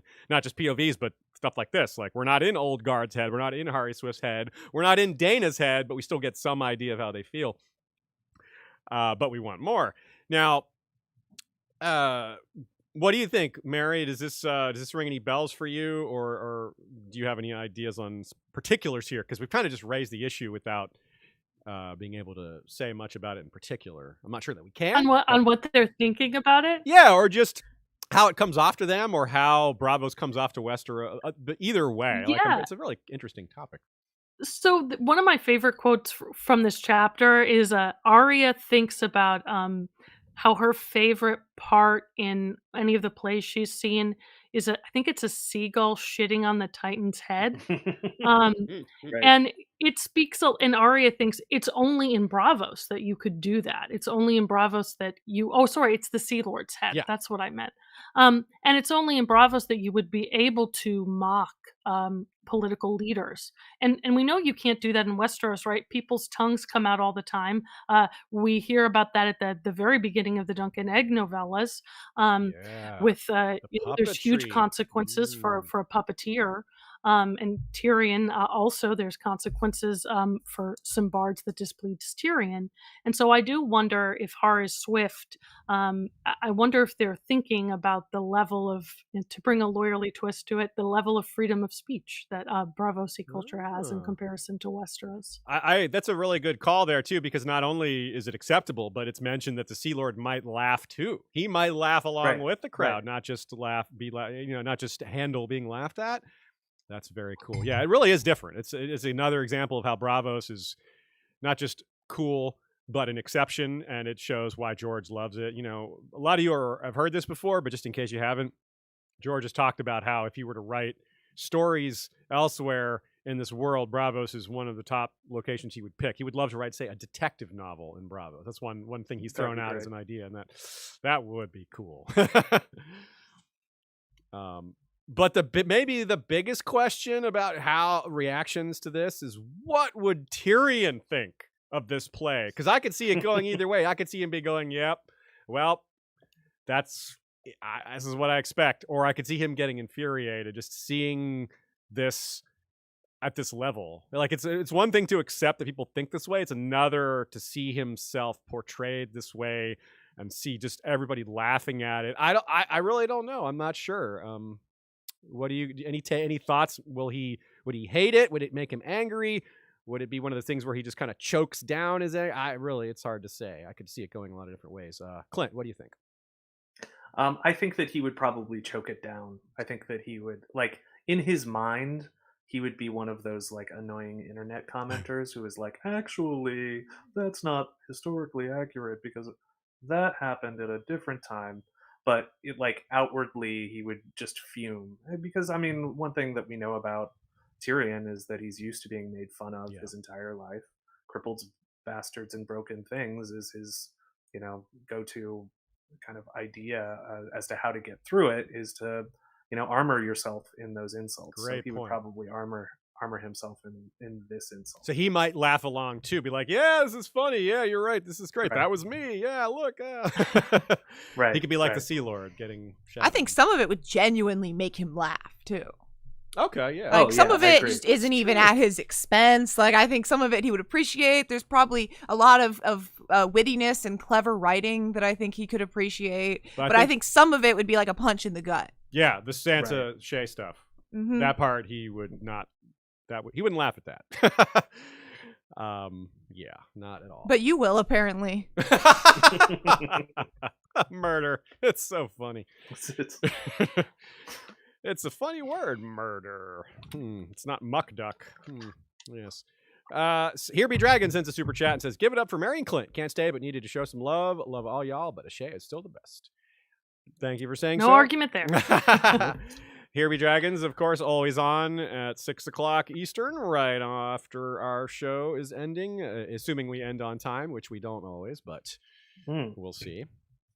Something else that's been barely mentioned, this is a topic that's kind of off the radar here, is things that are written out of the narrative because of mercy or because they've already been thought of. You brought this up earlier, Mary and Clint, that using Ned as an example, there's things that just Ned doesn't think about, and it's just the way George wrote it. It's maybe his stubborn subconscious combined with the way George wants to tell the story, and some of that's present here, but it's not just present here in this chapter.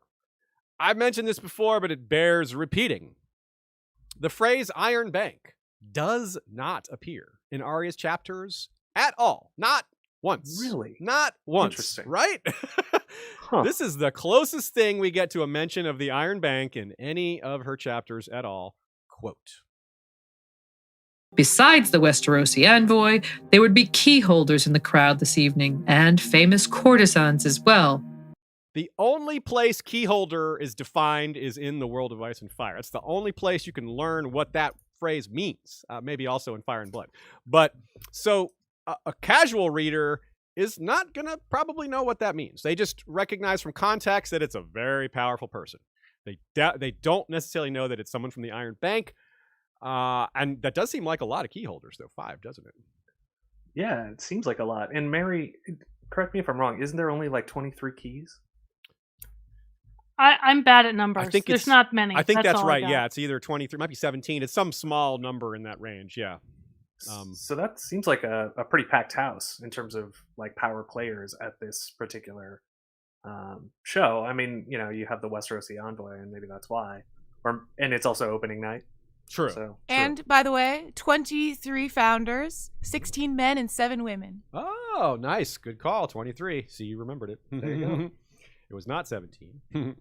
And of course, this one key holder in particular is mentioned as being hugely overweight, which was a kind of a recurring theme that George liked to show, especially for some of these like really long-term families that have been ultra wealthy for that whole time, like hundreds or thousands of years of being wealthy. Like they don't even remember. There's not even family history of them not being rich. And so sometimes this is like the Manderleys, for example. They were rich before they even moved to White Harbor and got richer. And of course, he comes to mind when you think of someone who's just hugely overweight. And that is often a way to show greed It's not always so simple as Wyman Manderley is shown. He is maybe a little greedy, but he's also a decent guy about a lot of things.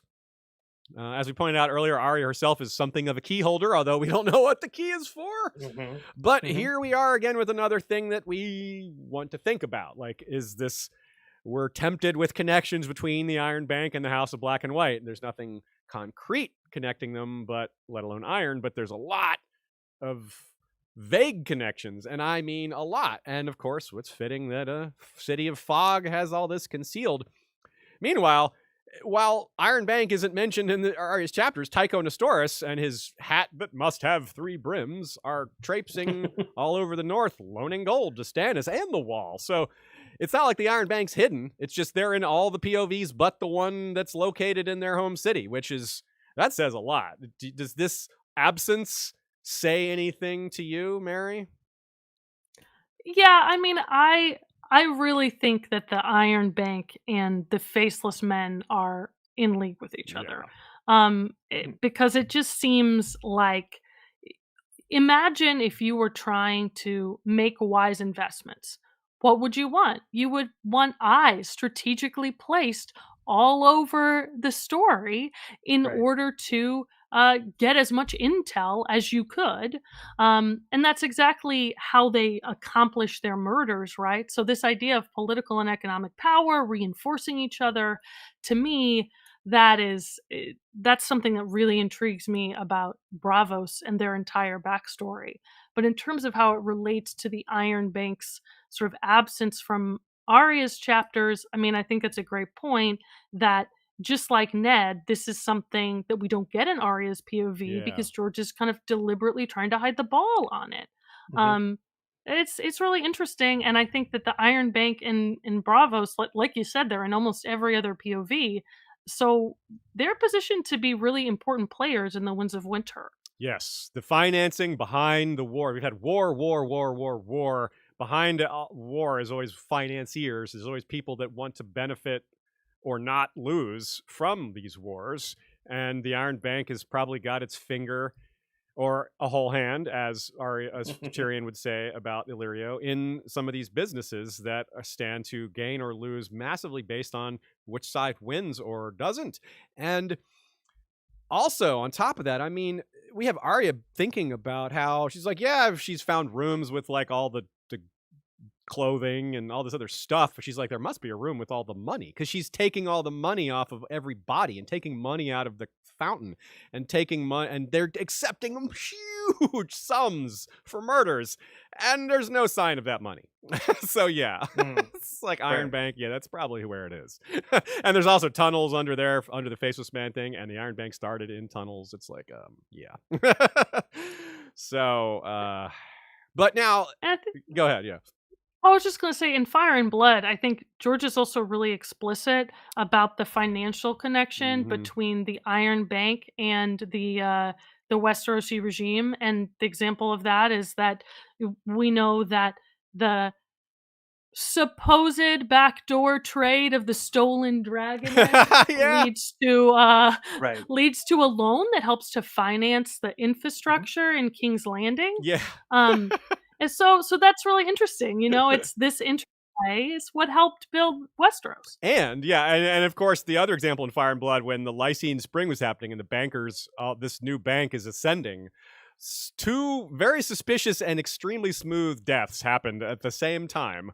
It's like, yeah. Right. Like, it's a mystery. It's a mystery, yes, indeed. Who could have known? Let's ask Jack and Hagar, or not, because we don't want him to think we know.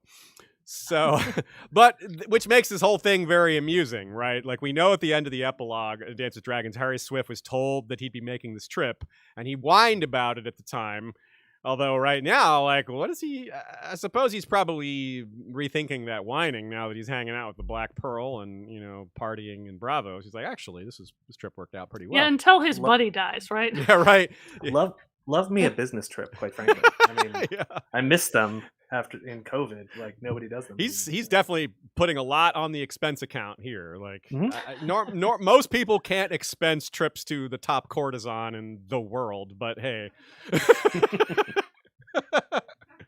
But, being a high noble, being the master of coin has its privileges, as Littlefinger will tell you. Yeah, but he's going to pay it back with interest to the Iron Bank, right? I would think so, yeah. So what are they doing, though? Are they just giving him the runaround, just delaying him? Like, they know they're not going to give him any money. So, what's happening here? They clearly didn't just flat out say no. I mean, delay. Prevaricate. Yeah, that's the only thing I could think of, but I'm wondering if there's something else, but it's probably that. I could secretly planning to murder them, maybe? Ooh, maybe. I mean, I could see them hedging their bets a little bit. Yeah, maybe. By giving them a little bit of money. Or, maybe not so much money, but enough so that they're not suspicious that they're not funding Stannis or somebody else, okay.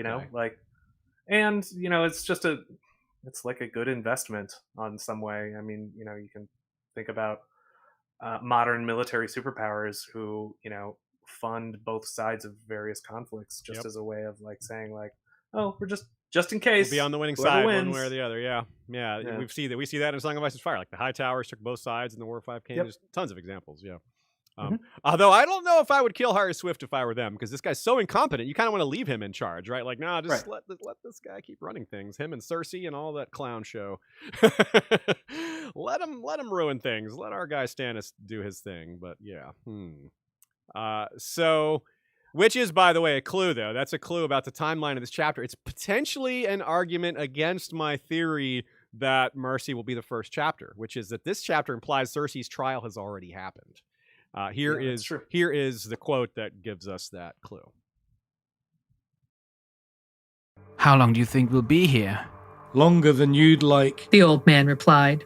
If he goes back without the gold, the queen will have his head. Besides, I seen that wife of his.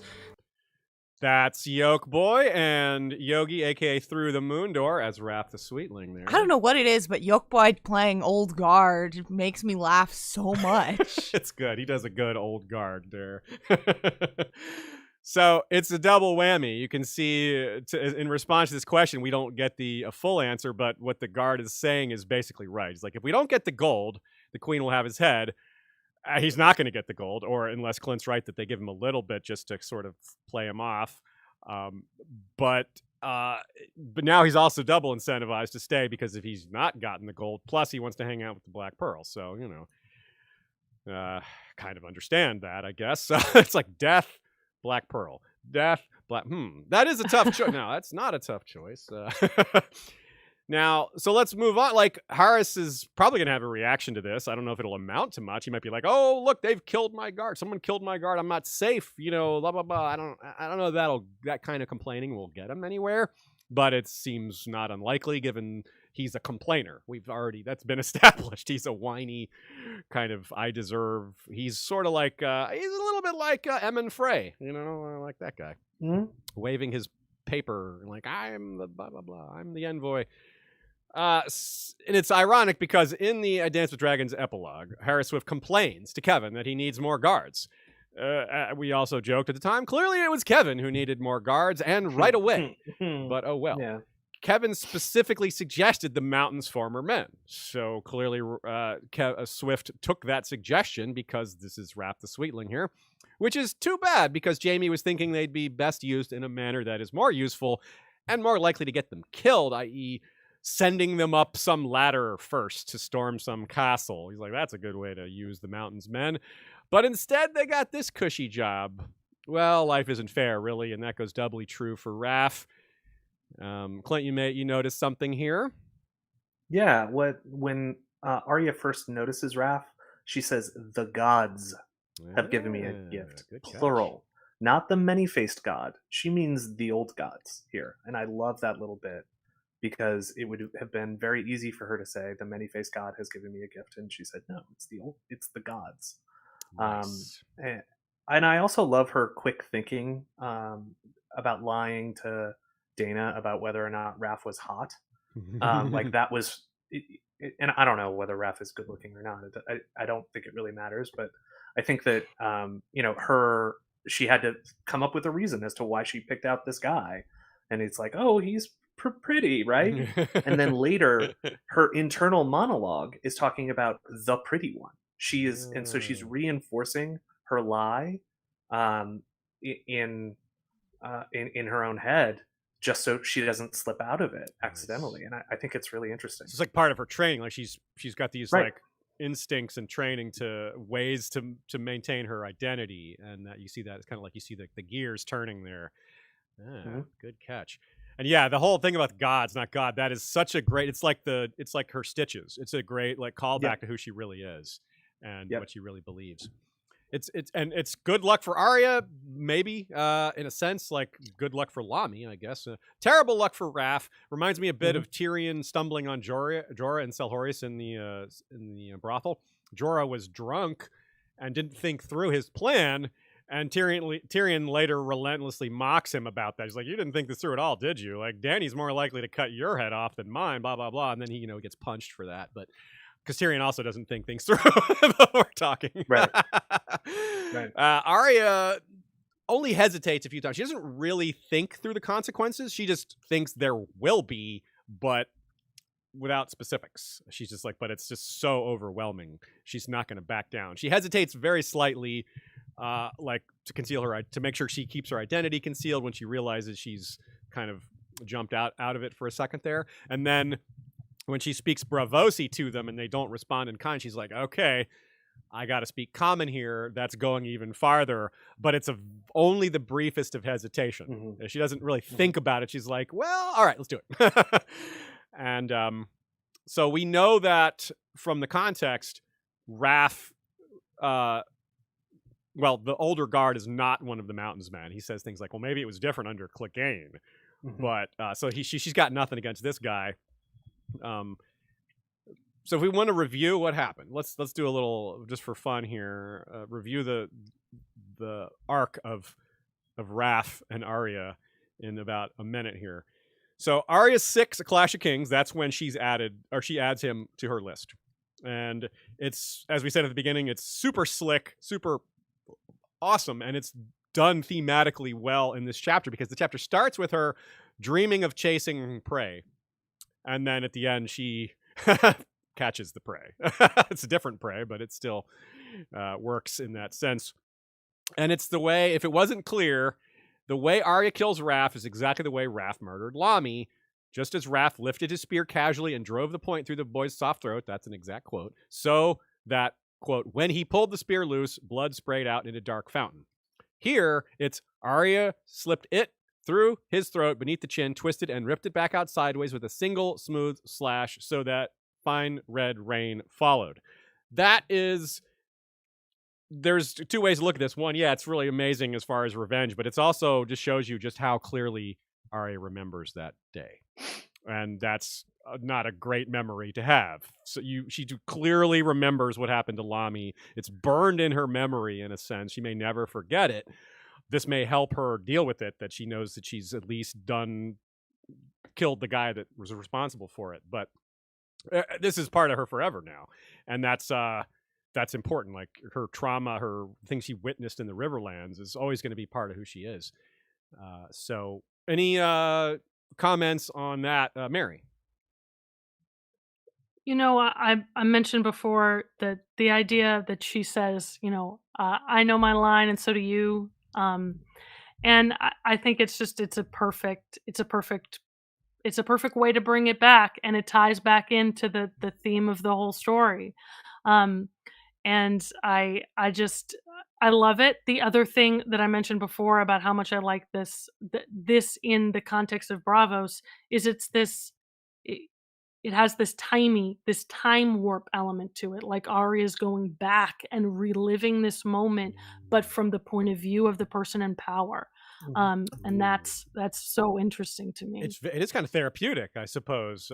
Reliving your trauma is something that therapists have you do. Not like this, but this is usually it's like acting it out or talking through it, not like literally going through the effect. It's experimental treatment, one might say. Yeah, this is very progressive or experimental therapy here.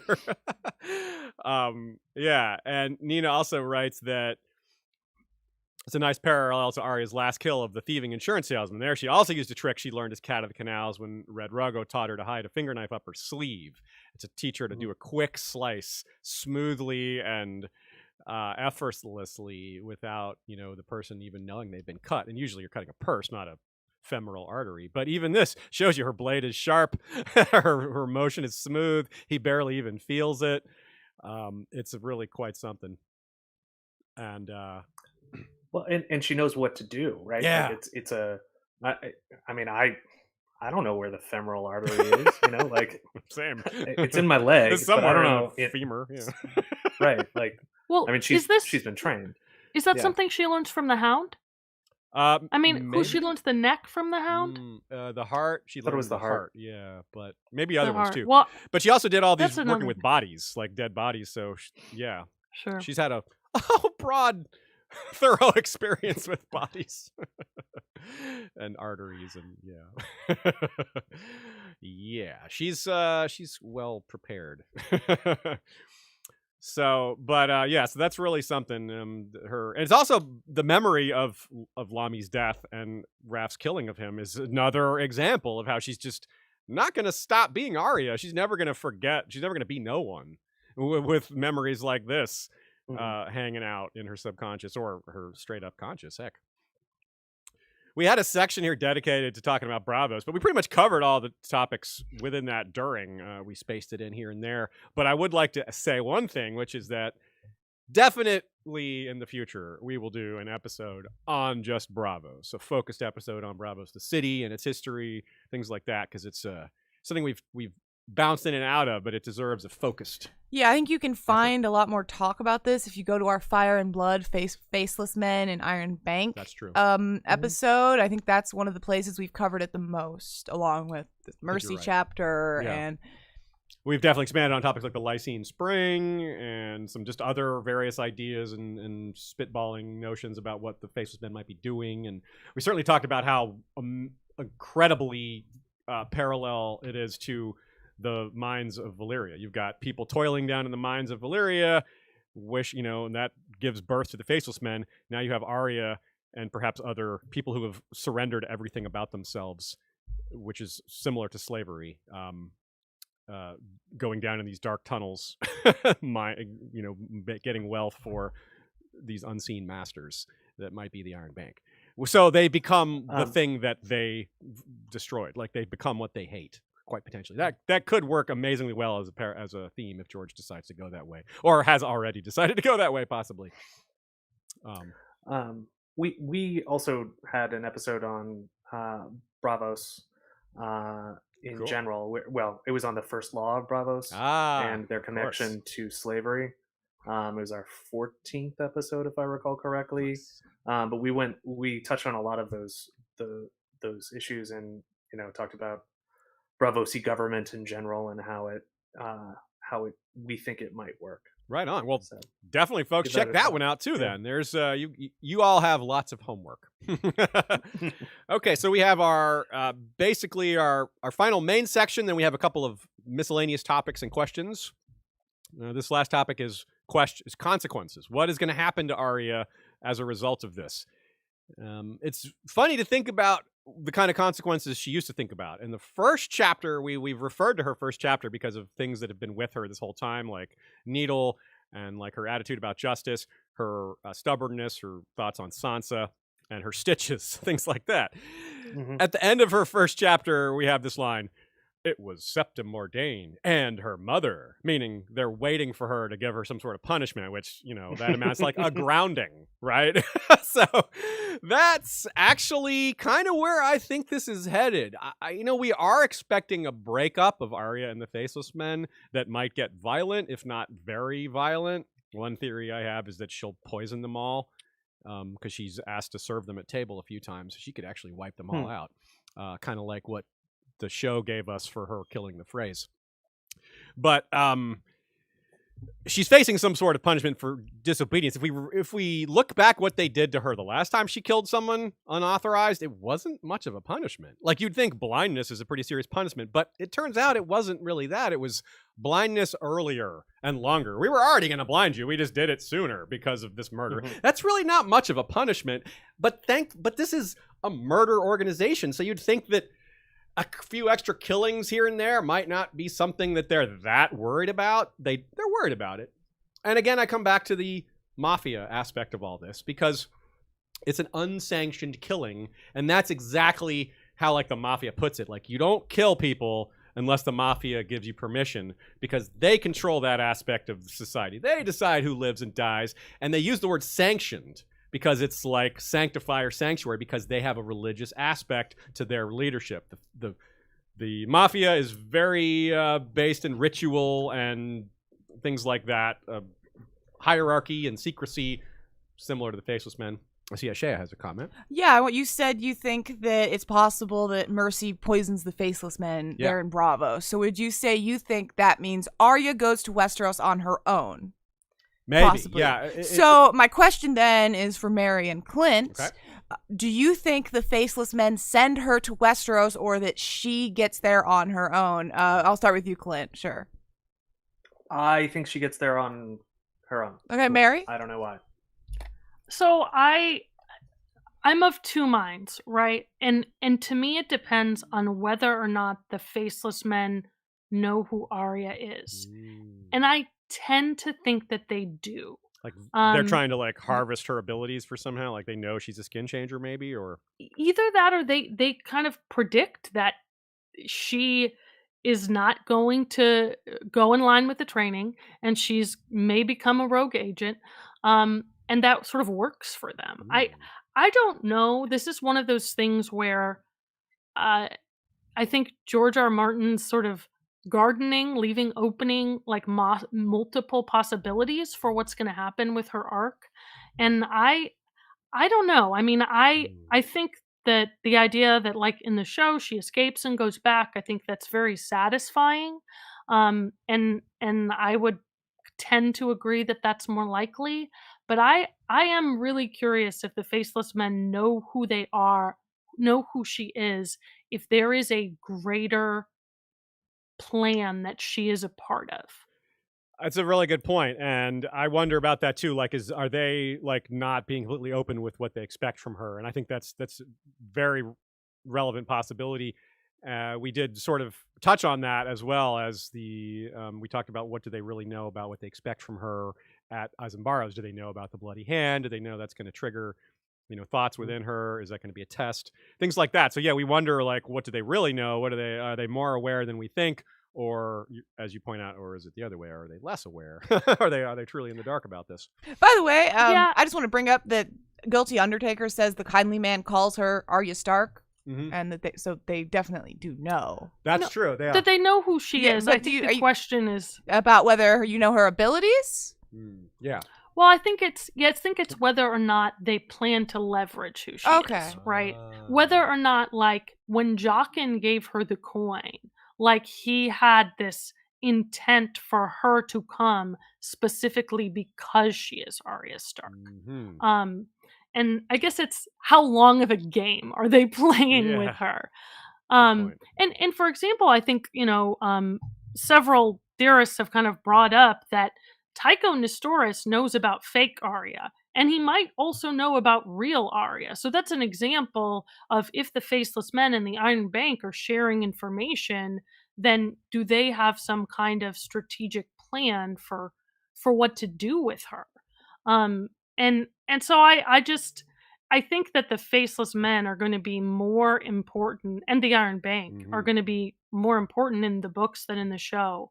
So I just wonder if Arya's a moving part of more than she knows. Interesting. I also think that it fits in with this sort of double deception idea that we have throughout this chapter. There's multiple layers to a lot of these people's, a lot of these entities' plans. So I don't know. I think it's fun to speculate about. Yeah. You bringing up that Tycho has seen that he's familiar with Arya, in quotes, is interesting because whether they tell Tycho anything or not, you could presume that he has shared information back with the Iron Bank, who could share it with the Faceless Men, so they know there is a fake Arya.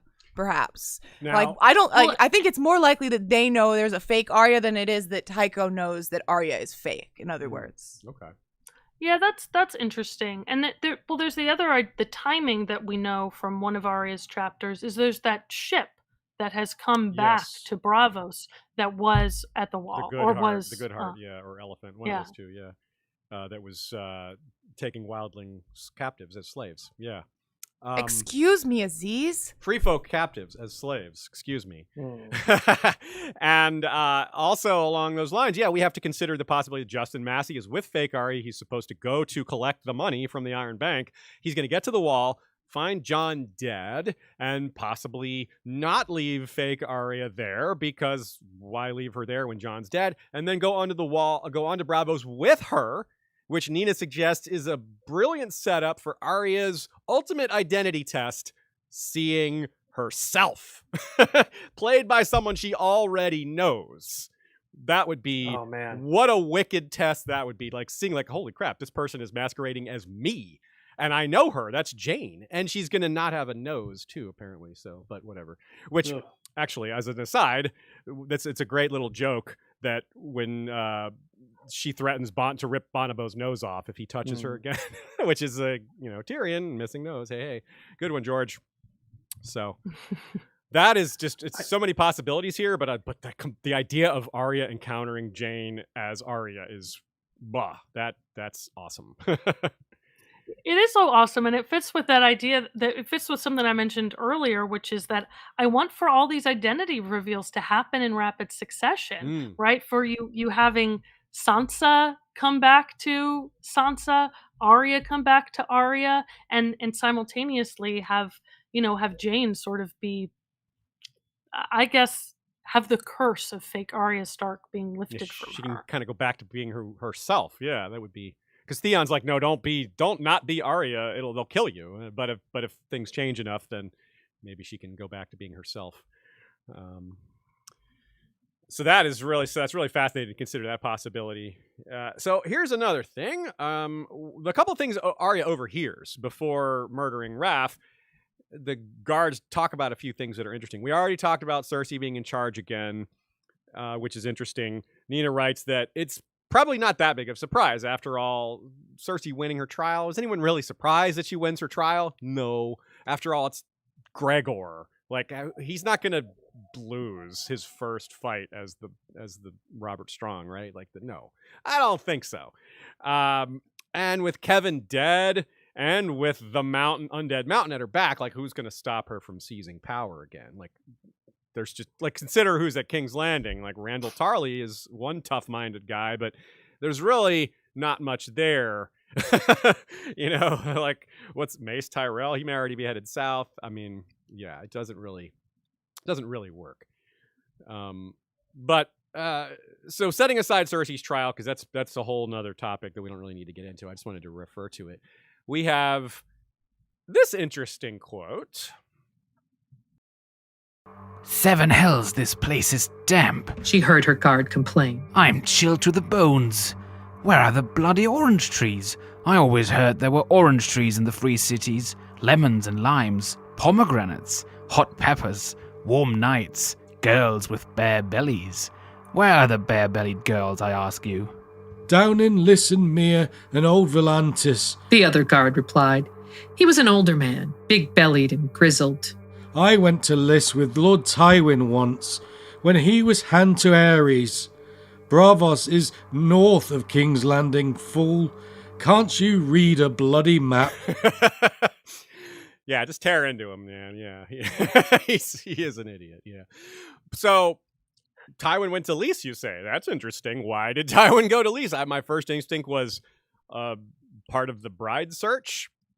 For Rhaegar, but maybe it was before that. And Nina suggests that there was a trade war around that time, and Aerys took the side of the Volantines after Tywin said, let's stay out of it, because you know how Aerys liked to do the opposite of what Tywin said.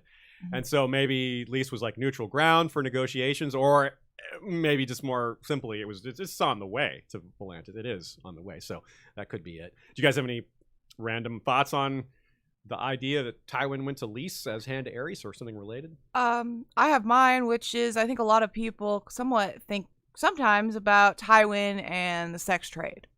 Ooh, and we associate Lys with that. Certainly. So whether that, I don't know that I think that's why he went, but it makes me think of it. Yeah, about him concealing that aspect of himself. Yeah. He's like, I need a room with a tunnel to a brothel. When he arrives at the end. I need all the way under the sea floor to Lys. What were you going to say, Clint? All I can think of is like those poor Lyseni who had to deal with Tywin Lannister. Yeah. Yeah, like the joy, like try to make this guy smile because no, you're not likely. Yeah. So Raph discusses murdering Bobineau on the 0.0001% chance it might be Tyrion. Now clearly this won't happen because because Raph is dead, but we have unfortunately seen this happen. This like people just killing random dwarfs on the tiny obscure chance it's Tyrion, and or they lie to make Cersei think it's Tyrion.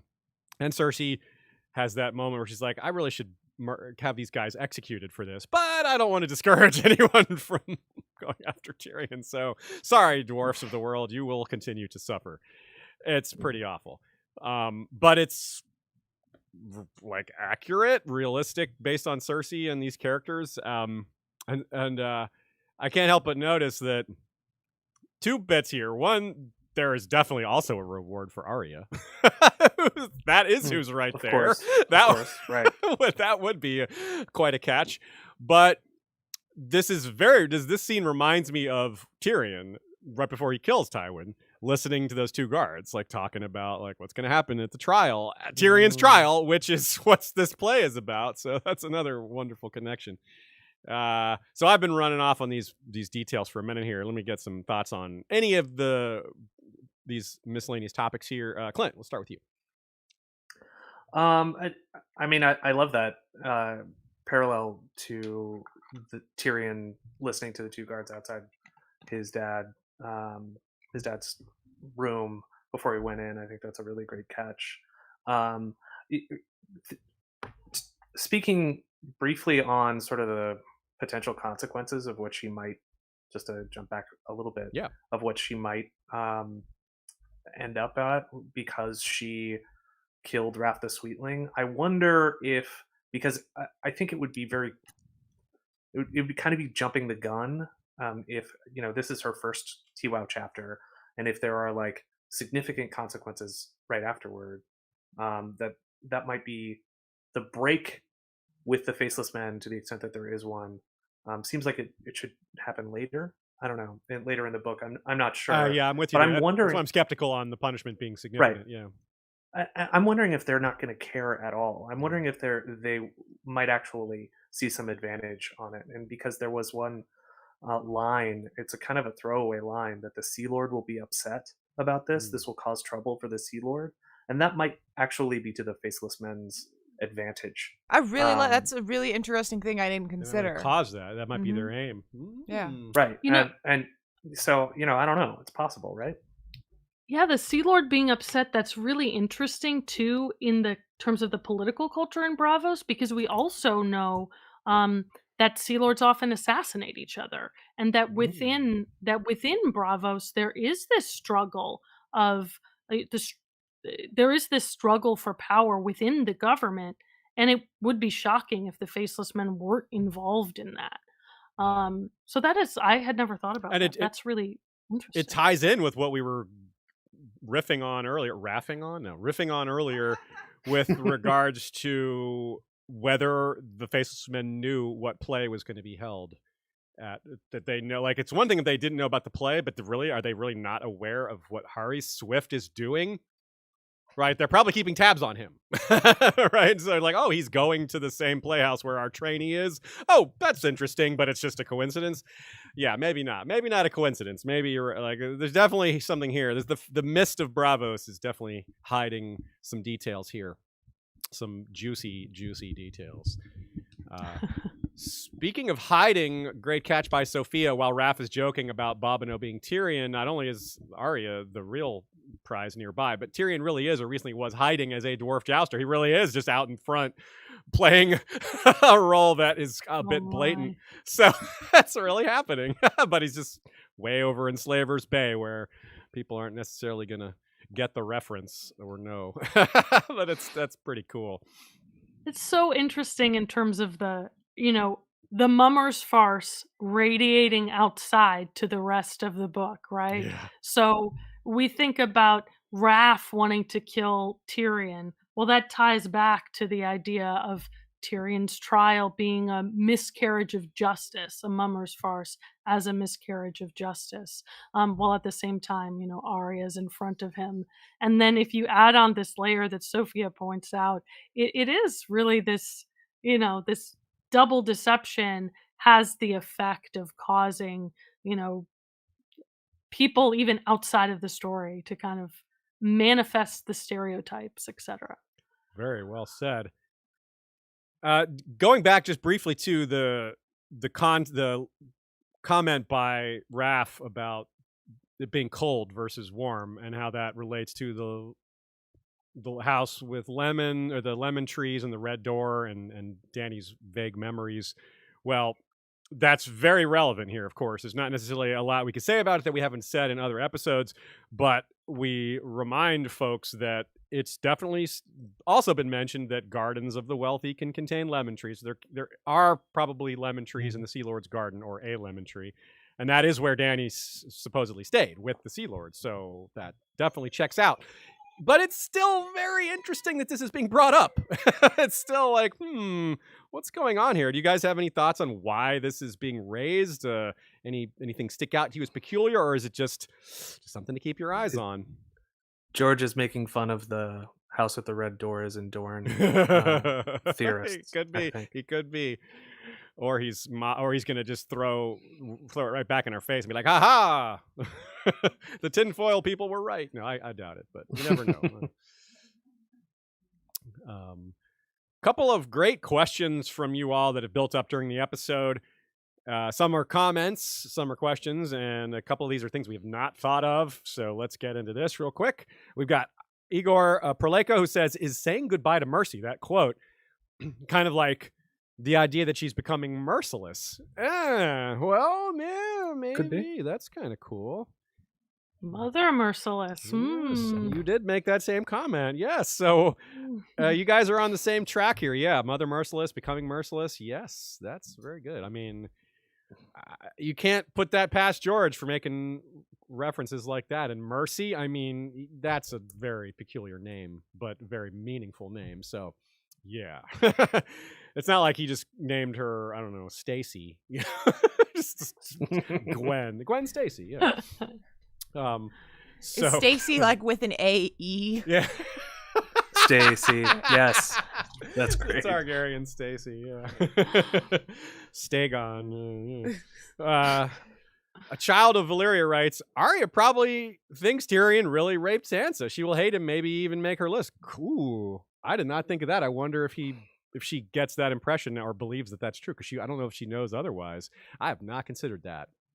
Any reaction to this point? It's interesting.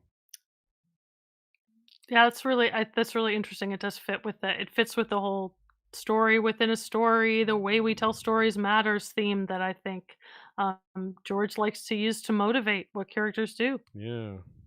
We talked about how that part of the story of this play is not something that Tyrion would struggle to swallow his anger if he's indeed angry, which this part might make him angry. But yeah, if Arya believes it, then that's real bad. But maybe Arya will talk to Sansa and she'll be like, nah, that didn't happen. So right. There's always that possibility. Dornish Dame says, one thing about Sansa, the assumption seems to be that her marriage to Tyrion is consummated, and this perhaps impacts that. And Dornish Dame suggests maybe that will impact the Harry the Heir betrothal if more people have like the idea that they're going to say, no, that marriage was never consummated. Well, what about this? What if this play, people talk about the fact that Tyrion raped her? We know that didn't happen, but if it's a widespread belief, then it's kind of hard to argue that that marriage wasn't consummated. That's something else I didn't think of. Really good catch. I'm not sure how to respond to that, but it's definitely a possible wrinkle. What do you guys think? So that's a really interesting, Lannister propaganda, right? If you think about this play as potentially being written as Lannister propaganda to like please the pit that has agents of the Lannister regime in it. I think that if you were Lannisters, you would want to tell the story that marriage was consummated. That benefits them, absolutely. I also think, a couple people in the chat brought up how Richard III is itself a piece of propaganda that doesn't reflect reality. So if this play is meant to be referential to Richard III, that's another example of how it could specifically be putting forth targeted propaganda. Nice. Well said. Yeah. And I think in response to the question about how common it is in Westeros, we did a kind of two-part episode on sex and marriage and the laws around kind of personal intimacy. And we went through a discussion as to what consummation means in this context. And there are exceptions upon exceptions, but the upshot is that consummation, once it's consummated, then it can't be annulled. And again, there are exceptions, especially if you're a Targaryen or the son of Tywin Lannister. But the upshot is like that's the idea, is that it makes it more complicated if there is consummation, and that goes to what Mary was just talking about it being Lannister propaganda, because if they can get out the idea that it was consummated, then Sansa can't just sort of throw off the shackles of that Lannister marriage, because the law, to the extent it exists in Westeros, would make that illegal. Well said. Well, straight from a lawyer. Listen up, folks. Well said. Guilty Undertaker says Arya is left-handed. Maybe they were making her sew right-handed. Maybe that's why she's bad at sewing, because otherwise she's graceful and skilled and smooth. But also, yeah, you just wonder about that with all her different identities. Is she like having to be right-handed, and how difficult is that to? You can't just use a brain trick to make yourself think you're right-handed. I mean, you got to build up coordination with that. So Arya is quite possibly going to be an ambidextrous person if she isn't already. She's certainly probably having to learn to do a lot of things right-handed. That's pretty cool. Good take there, Guilty Undertaker. Anything to add to that, either of y'all?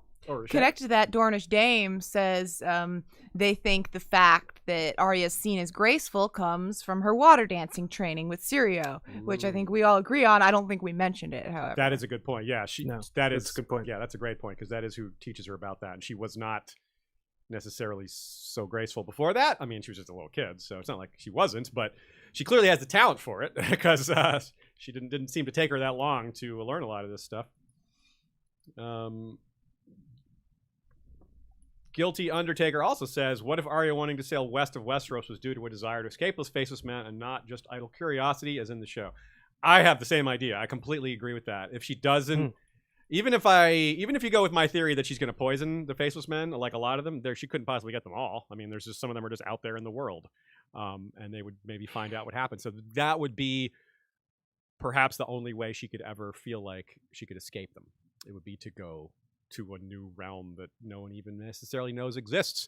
And of course, it also fits in really well with her love of ships, her association with ships and docks and stuff like that. Nymeria, sailing west, yeah. Finding new lands. Yeah, it really does fit quite well with that. Anything to add to that, y'all? I love it. No. Awesome. Yeah. Great idea. Cool.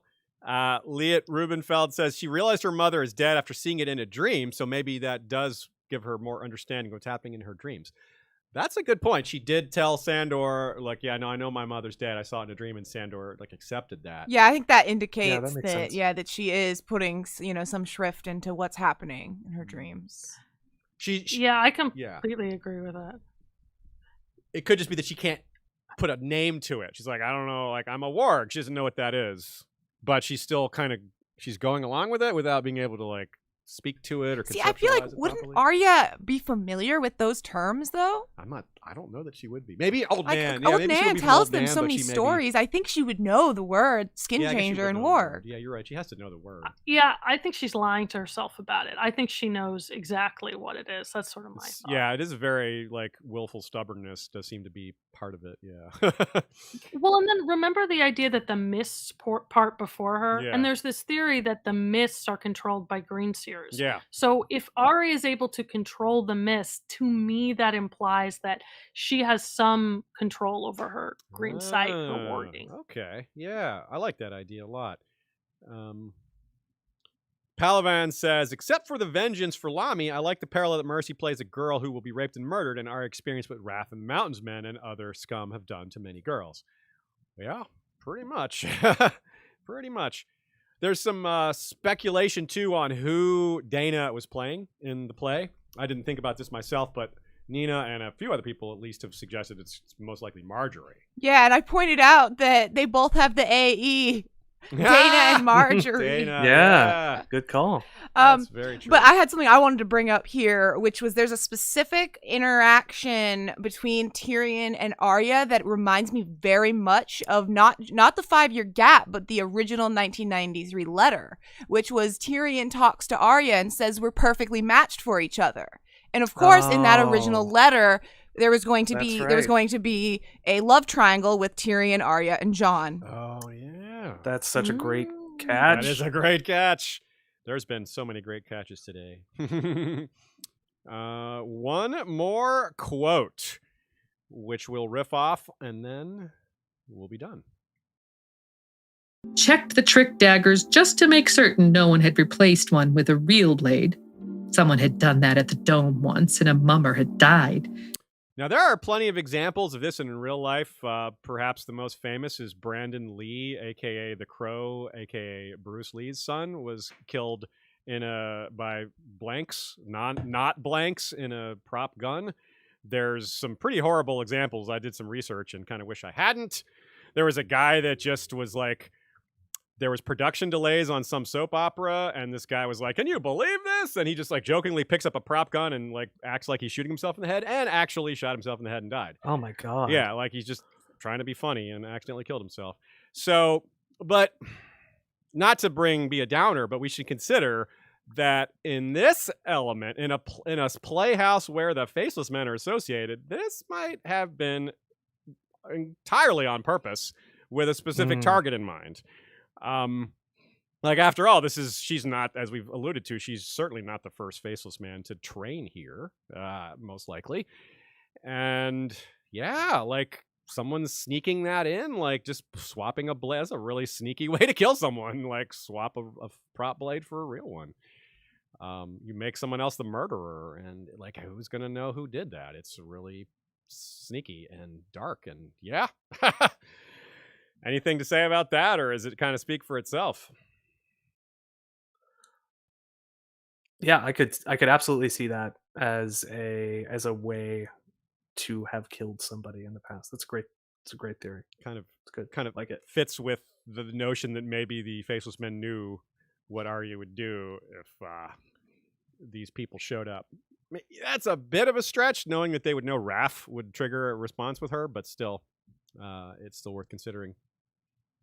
I like the idea of sword swapping in that, maybe this is how maybe this has one of the Targaryen swords, either Dark Sister, is out there, and the idea that maybe that sword came into someone's position because there's a false sword placed somewhere. Oh yeah, false black so I wonder if there's something like that going on. That's a good call. Yeah, this is related to something we talked about earlier, but I wanted to throw it out as something that we're not going to answer, just as a question for people to consider. Rolling Knight from Flick says, what did Jaqen see in her? What was it he recognized in her that led to this? We like I said, we touched on this long-term plan, what it was he saw in her that, well, we don't know what their goals are. We don't know what the Faceless Men want. We don't know. Is it just they're trying to kill dragons? Is it that simple, or what else are they doing? So it's without knowing that, it's really hard to guess what qualities she has that can help them fulfill that, or if they're just always on the lookout for people like her. Any thoughts on that, or Clint? Yeah, there's Or tinfoil Mary? that maybe like Jaqen was deliberately in the black cells so that Yes. he could, somehow smuggle his way into Arya's path. I think that's interesting. I don't know how much basis there is for it, but it plays back in this idea of how long is a faceless man's game with Arya. Yeah. Cool. All right. Unless there are any other comments or questions or last final thoughts, let's say thanks to everyone. Once again, I hope you guys enjoyed the snippets from the audio production. We've completed 2 chapters. A third one is in the works. In fact, we got the narrator, who is the famous and excellent Allchift X, has sent his recording over just this morning for Tyrion 2. Yeah, I think that's very cool. I was really hoping for it. I don't know. There's just something about having his voice for Tyrion 2 that I think is a really good match. So that'll be quite a while because I still need more voices. So please submit. You can see details on Facebook, Discord, or you can just email me for more information. Yeah, it's westeroshistory@gmail.com. We will also discuss things regularly on Discord or Facebook, etc. So you can certainly check us out there. What is next for Learned Hands Pod? What are you guys working on? And feel free to drop what you've put out recently as well. Let people know some specifics. Mary, go ahead. Well, we are working on our next episode is going to be about the Aragorn's tax policy quotation and what it means if George is successful. And we're actually taking submissions from the people that are members of the Westerosi Bar Association. What is the Westerosi Bar Association, you might ask? You can go to westerosbar.org, and that is where we do our sort of Learned Hands version of Patreon. Instead of giving us money, you donate money to legal charities, and you can join our Slack and all that cool stuff. So it's those people that are involved with our podcast who will be contributing to this next episode that we're really excited about. So if you enjoyed what you heard here, you can find us on pretty much every podcast platform. We're on Twitter at Learned Hands Pod. Is that right, Clint? That's right. Learned Hands Pod. Yeah. Yeah. And yeah, feel free to check us out. That's westerosbar.org and Learned Hands Pod. I am a member of the Westerosi Bar. I am member number 420. I think it's we are. Interesting. Yes, we are. Sorry, we are. Yes, History of Westeros is member 420. That's right. We did just have our 3rd episode on the Dance of the Dragons, nice. Which I know a lot of folks have been putting out a lot of great content about, including yourselves. We are looking at some of the legal issues, and the first part was about the Great Council of 101 AC. Second part was about the Greens coup, and then we just had our 3rd part, which was about how law and literature reflects some of the themes that get brought up in A Dance with Dragons. I think that they're good. They're good. We're doing some good work there. Heck yeah, So, you guys I would really are. encourage folks to check those out. It's true. It is a rich angle to take on A Song of Ice and Fire. Laws and legal situations, it's just no end to it. There's so much. Like the more as long as you guys have been around, every once in a while an idea pops in my head or someone suggests, and I'm like, hey, that's an idea for Learned Hands Pod. And there's it's already a long list. So, and I know you guys, Yes, you guys have a very long list. know that. So I'm really telling the audience that. So let's see here. Next up for us is The Forsaken with In Deep Geek.